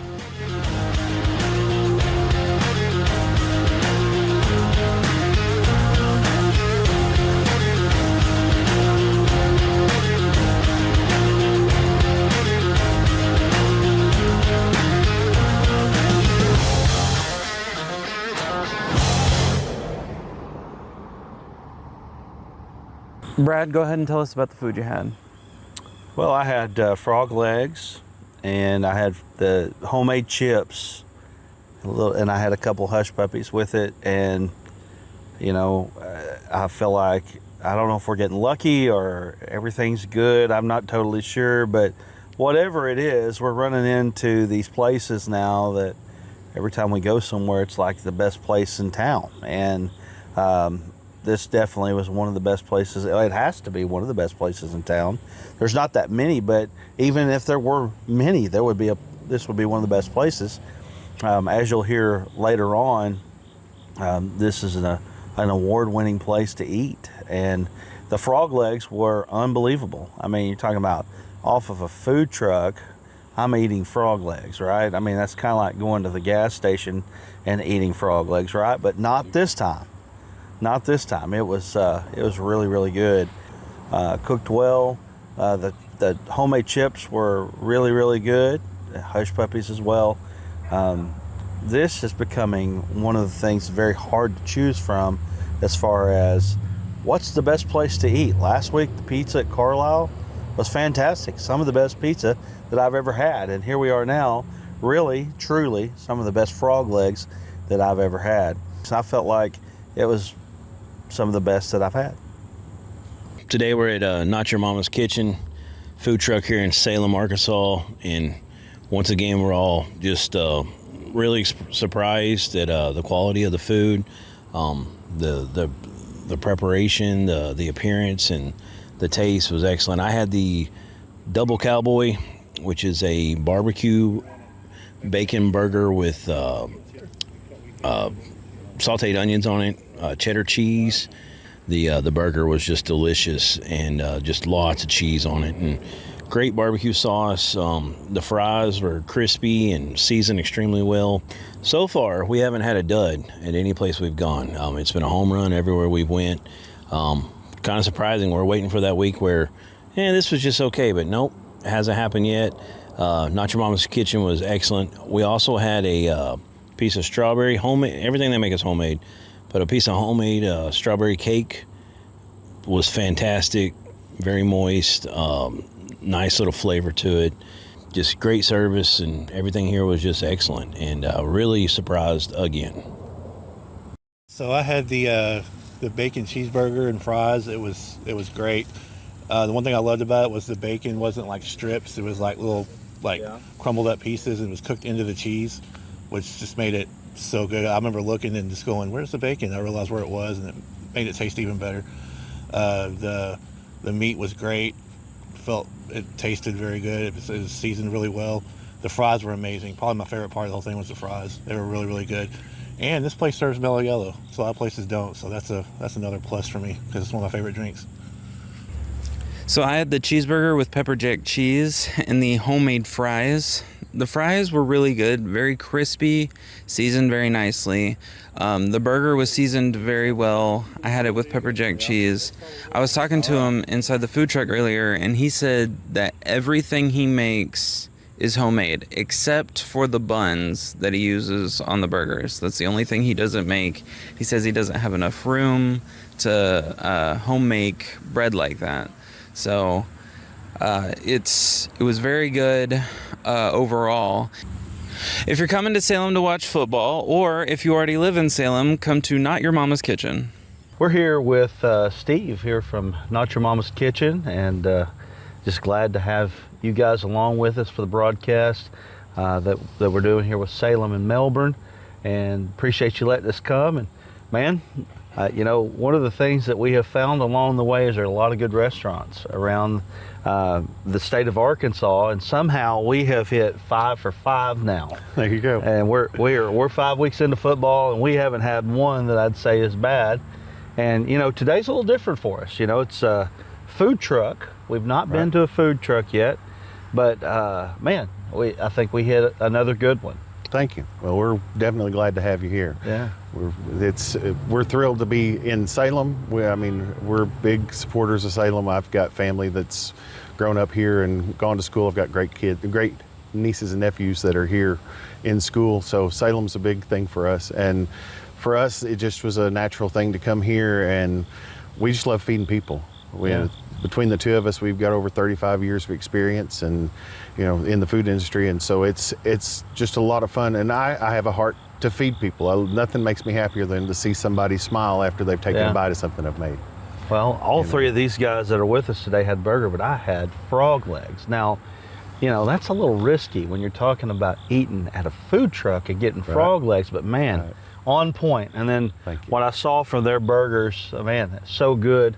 And so, I could tell the experience is coming through with you cooking. Right. And again, we say this last week, say it again, I'm not just saying that. I mean, it was really fantastic, and you'll get a chance to see that on camera. Thank you. But it was really good. But you were telling us that you guys are kind of an award-winning restaurant in this capacity that you're in. Correct. Yeah, we've been very blessed in a year and a half of being open.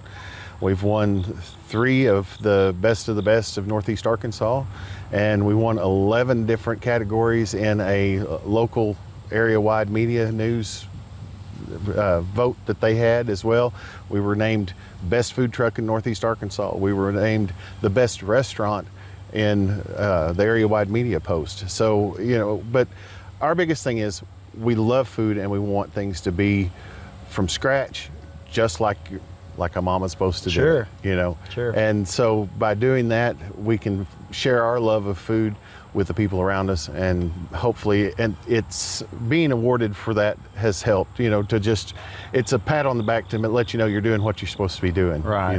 Well, you guys are obviously doing something right here, getting recognized for what you're doing here, both here in Northern Arkansas, Northeast Arkansas, North Central Arkansas, right, and even Missouri. Correct. So that's a neat thing. So tonight's broadcast is Salem and Melbourne. Tell us a little bit. What do you think? Do you think Salem's going to win tonight? I think they've got a really good chance, because they've been knocking it out of the park so far this year. They had one pregame that was a little iffy, but come to find out they weren't even playing first string. Didn't want everybody to know all their secrets. Yeah. And now, they've been knocking it out of the park the last few weeks, so I expect them to come in and do the same again. Oh, they've really been looking good. Defending 3A state champions tonight on the Arkansas Sports Network. Salem taking on Melbourne in a rivalry game. You can catch it right here. Also, check out Not Your Mama's Kitchen here in town. You don't want to miss out on it.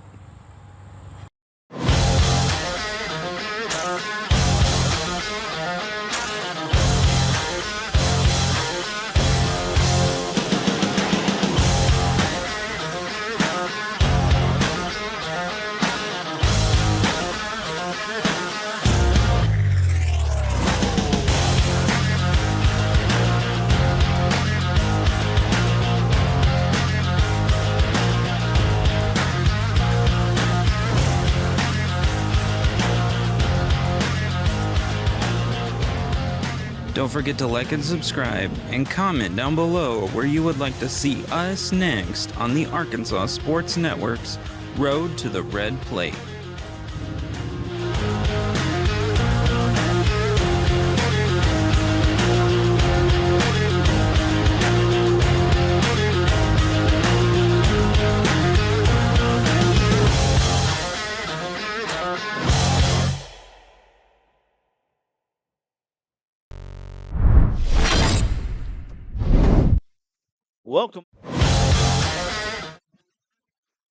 Welcome back here. As you see at the top of the screen, if you like what you see here today, you can Cash App us at AR Sportsnet, hashtag AR Sportsnet. We got to get some stats, by the way. We got to get that going here in a minute. 20-0 is our score. We're going to go to a quick break, and when we come back, we'll talk stats and analysis. What's happened here in the first half of play? We'll be back here in just a moment. Facilities Group has completed some of the most challenging and rewarding construction projects across Arkansas. Today, our work extends across 4 core markets: commercial and residential building, industrial, and utility. That allows our company to construct projects that help shape and improve the landscape of the River Valley and beyond. A strong local presence and a vast network of resources allows us to provide best-in-class solutions for all of our clients. From small jobs to multi-million-dollar capital projects, PFG's employees and resources are dedicated to serving our clients and delivering strong results.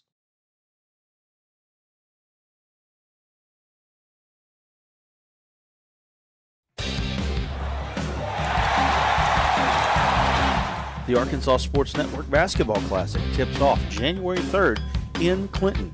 Some of the state's best teams. One unforgettable day of hoops. Don't wait. Secure your seats now before they're gone. Get your tickets for the ASN Basketball Classic at facebook.com/ARSportsnetHS and ARSportsnet. Or you can click the QR code at the bottom of the screen.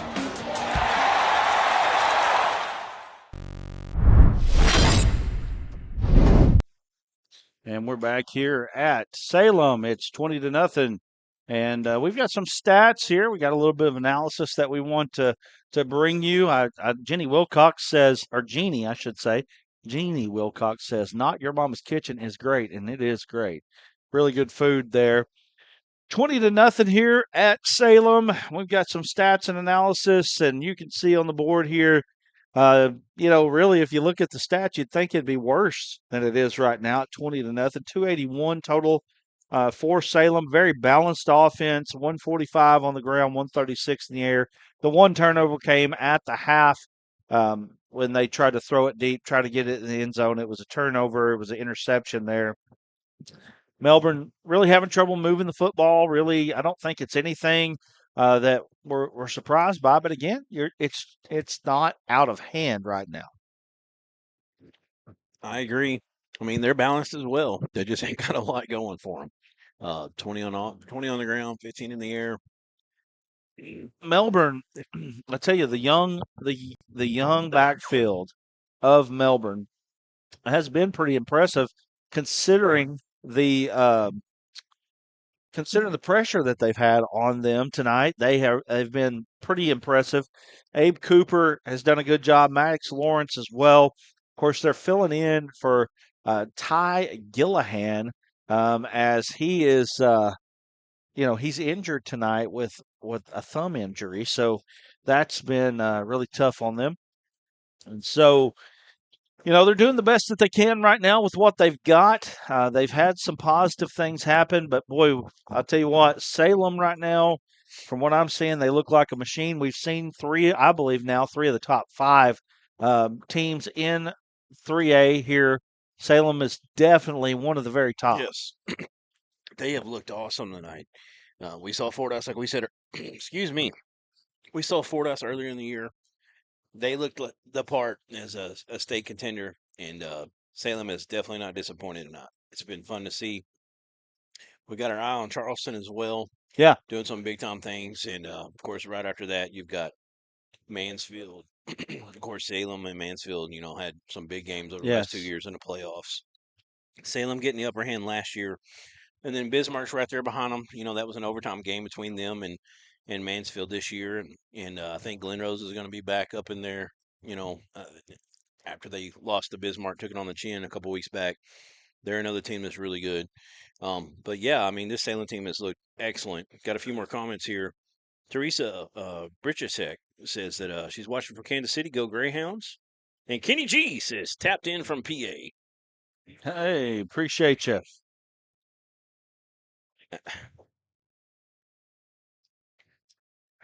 Appreciate you. Hey, we're going to go to another break, and when we come back, hopefully we'll be closer to time here as Salem leads 20-0. We'll be back here in just a moment. Nothing came easy, but with just 5 cents, an The old Arkansas truck and a Sports load of Network hay, basketball classic. John Tyson and his family found a way to deliver quality chicken to other hardworking people. Today, Tyson continues to find new ways to help put a chicken in every pot. Because people deserve farm-raised chicken of the highest quality. At Tyson, we remain committed to this simple promise: to always keep it real, to always keep it Tyson. Since inception, Premier Facilities Group has completed some of the most challenging and rewarding construction projects across Arkansas. Today, our work extends across 4 core markets: commercial and residential building, industrial, and utility. That allows our company to construct projects that help shape and improve the landscape of the River Valley and beyond. A strong local presence and a vast network of resources allows us to provide best-in-class solutions for all of our clients. From small jobs to multi-million-dollar capital projects, PFG's employees and resources are dedicated to serving our clients and delivering strong results. It's so hot, you're going to think my prices look like a mirage. Wrong. The prices on these trucks are the lowest prices ever. My trucks look different. Drink plenty of water and wipe your eyes. You're not going to believe these prices. Go to D3 Auto Sales on Facebook right now. Arkansas Tech University has pathways to go to college beyond free and help cover the cost of your education. While other universities may claim a debt-free option via a special scholarship, ATU doesn't need a special scholarship to cover tuition and mandatory fees because we're already one of the most affordable universities in the state. Instead, ATU offers 5 pathways for graduating high school seniors to cover the cost of attending classes. And one of these 5 pathways could pay for you. Apply today at atu.edu/beyondfree. Look, everybody's talking about D3 Auto Sales, and I say to myself, there must be something special about this dealership, and it's their prices. You can get one of these vehicles right up here for not a lot of money, right? That's D3 Auto Sales in Desart, d3autosales.com. You belong at a school that understands your needs. At Arkansas Tech University, you'll receive a personalized education designed with your interests in mind. Offering over 115 undergraduate degree options, both online and in person, with classes taught by dedicated instructors committed to helping you succeed in your chosen field. Grow beyond your expectations. Apply today and discover why you belong at ATU.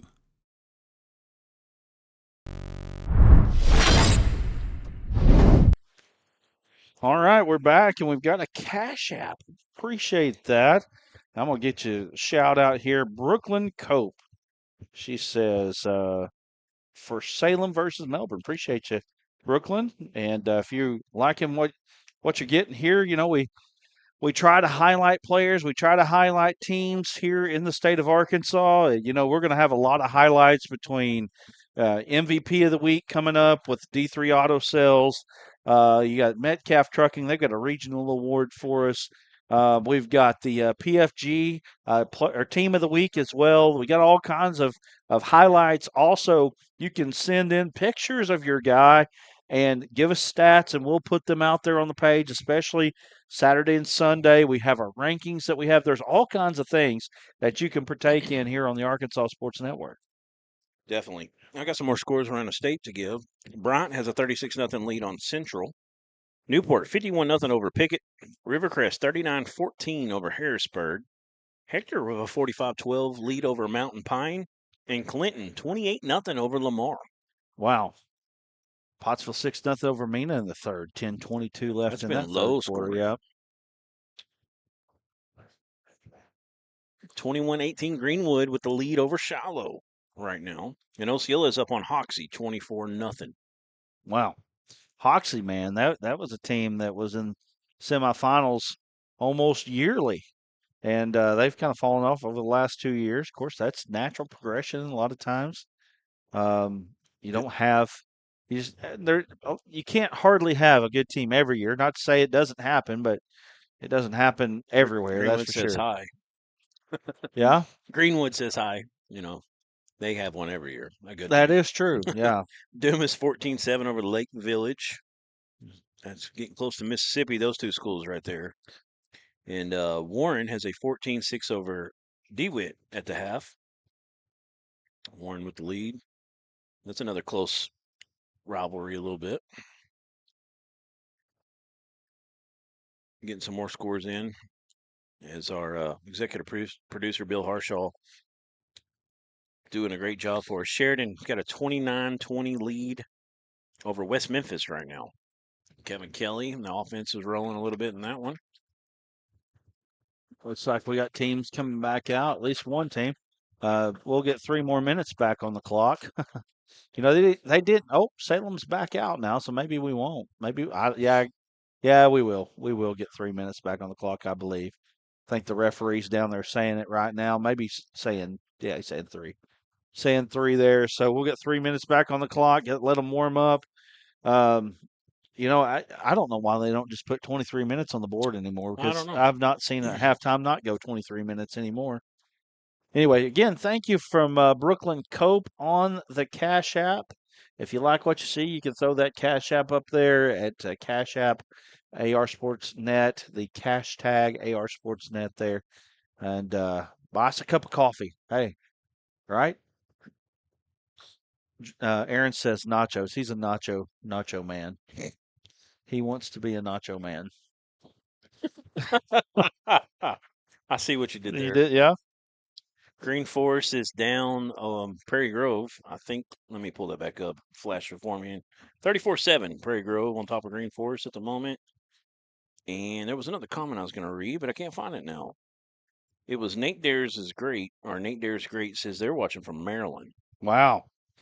Desark leading Earl right now in the second quarter, coming in probably at halftime by now, 16-12 on that one.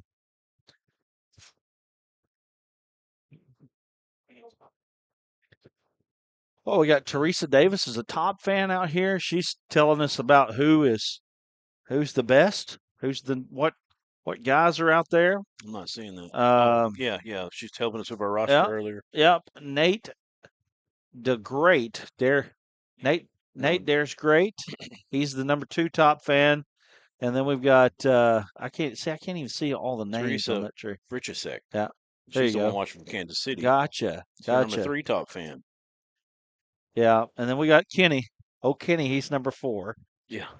Kenny G. Jim Moody, number 5, and Jeannie Wilcox, number 6 in this stream right now. Boonville's got a 52-13 lead over Cedarville. I think Boonville's going to figure it listen out. to this one. Russellville, 21. Van Buren, 22, halftime.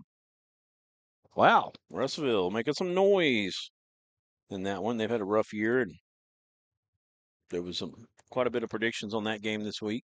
Right. Yeah, Nate Dare's great, our number 2 fan. He was the one that posted earlier that watching from Maryland. That comment, I guess it's gone now, but you a Terrapin fan or you a Razorback fan up there from Maryland? Jeannie Wilcox. She says, go Greyhounds.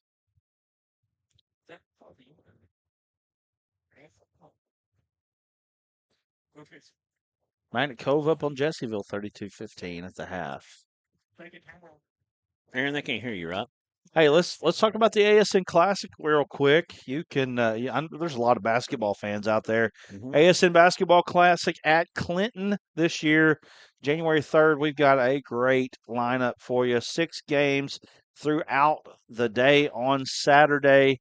It's going to be a great day of basketball there on January 3rd. You want to join us? Join us there.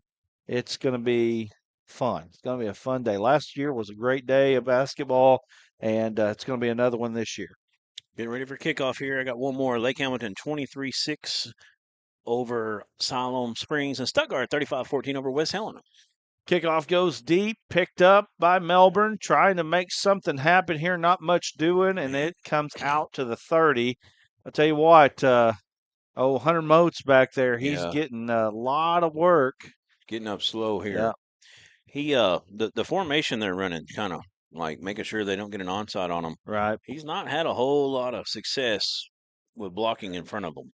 Got another Cash App come in. That was Tony H. Appreciate you, Tony, for the Cash App. He did buy us a cup of coffee right there. Wow, thank you. Rogers with a 45-0 lead over Fort Smith Northside. Rogers is rolling right now. They're a legit contender this year. We got Nathan King. Appreciate you there. Man. Wynn's got a 19-13 lead over Brooklyn. He said, thank you for streaming. Go Hounds. Salem. And Kenny G says, new coach, and I'm just trying to be a sponge to all different types of game. There you go. Nothing wrong with that. Saxophone, flute, what all you got going, Kenny G?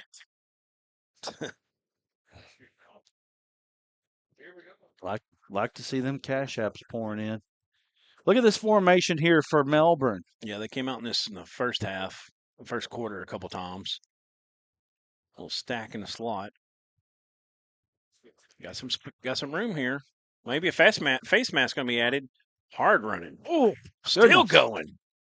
That's a sophomore running the football there. Maddox Lawrence. And a 15-yard face mask tacked on at the end of the run. Well, I think what we're going to end up with is offsetting penalties. It's going to be a hold and a face mask. But a heck of a run there. And that came out 17 yards. Oh, they're going to call the face mask. Yeah. So 17 yards on the first carry here in the second half there by Maddox Lawrence. Good, hard running there, and then 15 more. Yeah, 32 total. So big-time play there for Melbourne. That's Dover math. Pretty quick for you right there, Brad. Yes. Brad lives in Atkins. If anybody knows, it's a Atkins. Not this year, though. It wasn't close. All right, there we go. Shotgun formation. H-back out to the left-hand side. 3 up to the top. Handoff goes up the middle, and there's Lawrence again. He's running hard here early in this second half. Coming downhill at him so far. Coach McWilliams liking what he's seeing there, and that's going to bring up, I'll say, second down and 4, 6-yard gain there. Noah Lamb says, go Salem in our YouTube chat. Cabot is down to Little Rock Christian 28-10.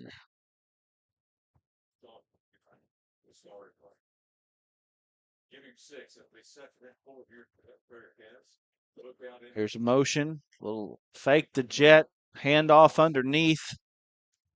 Maybe got back to the lines. Actually, they're going to mark him a full yard loss. Loss of 1 on the play. It's 3rd down. So 3rd down and 5. Not much doing there after a 1-yard loss on the handoff. And was that to number 23? Was that Hooper on that carry? I believe it was. So 3rd down and 5. Big time play here. No, that was 2. Oh, I'm sorry. I'm going to play back. I think you're right. Throw goes out to the wing there. Nice throw and catch. That's going to be a first down for the Bearkatz. Bearkatz methodically moving it down the field, getting down to the 30-yard line. It looks like a 14-yard pickup on that catch. Check the replay out. Nice little half roll. Gets it out there. Real simple play. Good catch there by Cole Bookout. And that brings up a first down. They actually got 15 on that play. So all the way down to the 29-yard line. 1st and 10 for the Bearkatz. Little pitch going to the outside. Nothing doing there. Great job on the Salem defense to close the edge that time quickly. Bringing it back to the 32-yard line now. Loss of 3. Also in on the tackle number 14, Thweet. Conway Christian leading Mountainburg 7-6 right now in 2A1 action.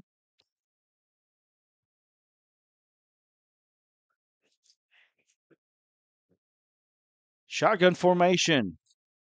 Little fake on the jet, trying to get it out again to book out.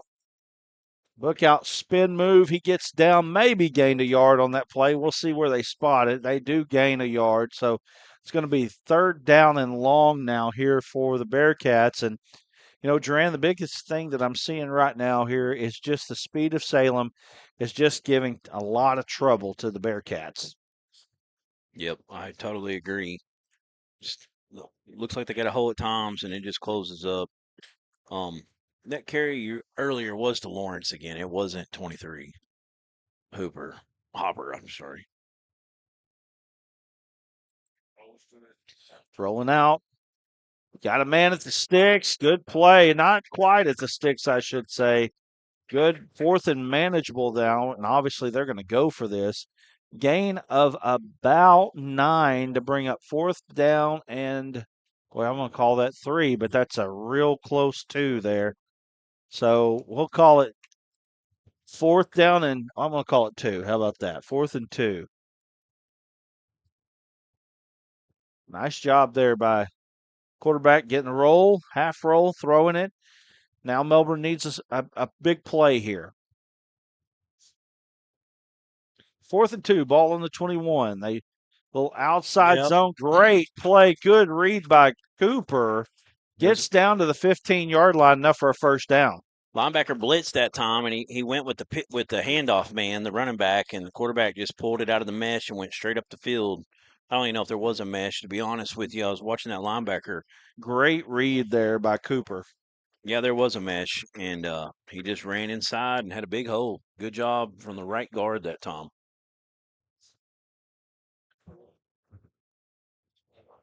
So 1st and 10, Melbourne on the 16-yard line, trying to push one in here. Boy, Piscobal on a roll, 14 unanswered against Atkins. Handoff goes inside, goes down to, it looks like, right around the 10-yard line on the carry. 6-yard gain there. Best drive of the night so far here for the Melbourne Bearkats. Close one. Conway Christian with a 7-6 lead over Mountainburg. I don't know if you read that one. If you did, I apologize, Brad. And Farmington 25, Pea Ridge Blackhawks 0 at the half. 2nd down and 3, ball on the 9. Cooper calling the man in motion. Pitches out. There you go. Turns up the field. Is That's he going to get a first? Yeah, I believe he got one. They're doing a much better job when they get vertical. You know, instead of trying to just keep stringing it out and get the edge, there's just been too much speed for Salem. And when Melbourne's decided to go between the tackles and try to get really vertical quickly, it's really worked out better for them. One of the things that I'm noticing here on this drive is just the running of Lawrence. Lawrence is really putting his head down and going. And that's been a big difference in this drive here. 4-yard gain. It's 1st and goal at the 5. This has been a 6-minute drive here for the Bearkats. And getting the play now, they're going to go quickly here. 6 on the play clock. Cooper calling for the snap. Inside zone. Fakes it. Got a man. Oh, just overthrew him. Overthrows his guy there. Man, I'll tell you what. Melbourne's drawing up some ball plays right now. They're really keeping the defense of Salem off balance. A couple shutouts around the state. Mills up 28-0 over Bald Knob. Robinson 44-0 over Watson Chapel. Bologna 35-0 over Clarksville. And Pottsville has a 12-0 lead over Mena right now. It's 20-0 here with 5:45 to go. 2nd down and 5. Ball on the 5. Cooper calling for the snap. Hands it off. Not much doing up the middle. Boy, 2-2 got in there for Salem and company. Cole steaming one of them. That ball was handed off to Lawrence. Nothing. Maybe, man, he might have gained 6 inches there. Not much. Thank you to Nathan King, Tony H., and Brooklyn Cope for the Cash Apps. So if you Cash App, is that Super Chat? It's same. It's What's Super Chat same off of thing. YouTube? Same thing, Yeah. just a little bit different. All right. 5:08 to go here. Handoff goes up There the it middle. is. Sorensen, he puts Runs it a man in. over and looks at him like Peyton Hillis.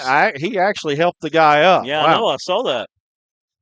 That's a big run. I'll tell you right now, sophomore backfield's pretty salty. And boy, I tell you what, It's a ball game. It is a ball game right now. They just drove it right at him. Nothing fancy on that drive. They just went right at him. Coach got in there at halftime and said, "Hey, we're gonna buckle up both chin straps That's right now, and we're gonna get downhill on these guys and see what happens." And that's got to be feel pretty good right now for that offense. Extra point is up. It is good. We want to thank the Arkansas Tech University for being the title sponsor here for us. For the last 3, maybe 4 years, they've been title sponsor. Thank you to Arkansas Tech University. Let's throw up our local sponsors if we can. Got proud sponsors of the Salem Greyhounds. You got Farm Bureau Insurance of Fulton County, Bank of Salem, Shaver Plumbing and Hardware, heating, electrical, paint, tools, and lumber. You've got Tees to Please, School Spirit and Company Apparel. Thank you to them. Robert Nelson and Buddy Nelson over there at 351 North Main Street at Main Street Tire and Lube. And don't forget, Salem Drug Company makes it so easy for us to come up to these places.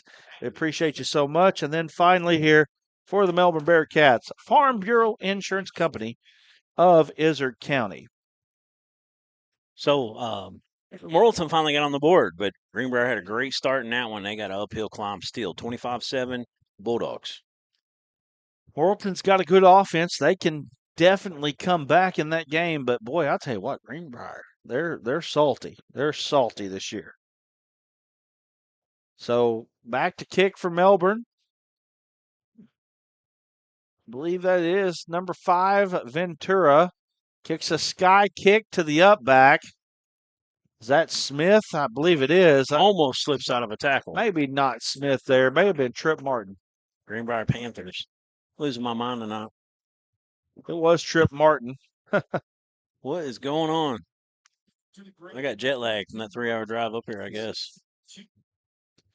4:55 left, and this game is not out of reach, at least now. And one of the things that has happened over this last, 12, 15 minutes of game time is the fact that, or maybe more than that, is that Melbourne has had the football for a long time. Salem offense gets the ball back. They hand it off up the middle to Brink. Brink gets to the backfield. He's trying to make a man miss. He is rumbling, bumbling, stumbling all the way down.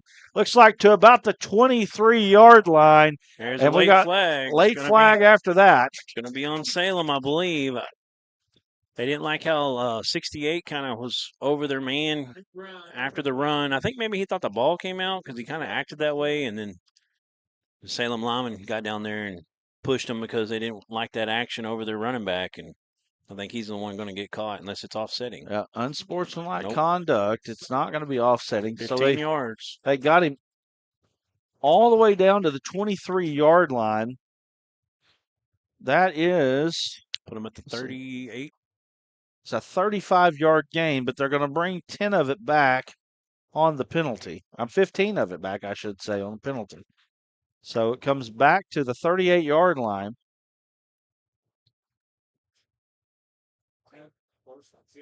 Paragould up here in Northeast Arkansas. Yeah, 27-25. Did you just read that? Yeah, I just saw that one. Okay. Oh, Valley View, 27. Paragould, 25. First down for Salem, though, after the run. Handoff goes to Brink again. He's trying to cut outside. He's stopped. Gets down to the 35-yard line. Just a 3-yard gain that time for Brink. Brink's got 10 carries now for 127 yards. And most of his gains have been very large, 19, 12, 21, 14, 11, 35. He's got carries also mixed in there of 3, 6, 3, 3, and 3.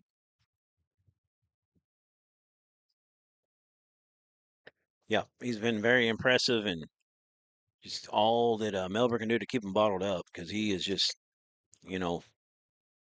ready to bust out at any time he gets the ball. Here he is. Well, they're working him on this drive for sure. Handoff goes off the left side.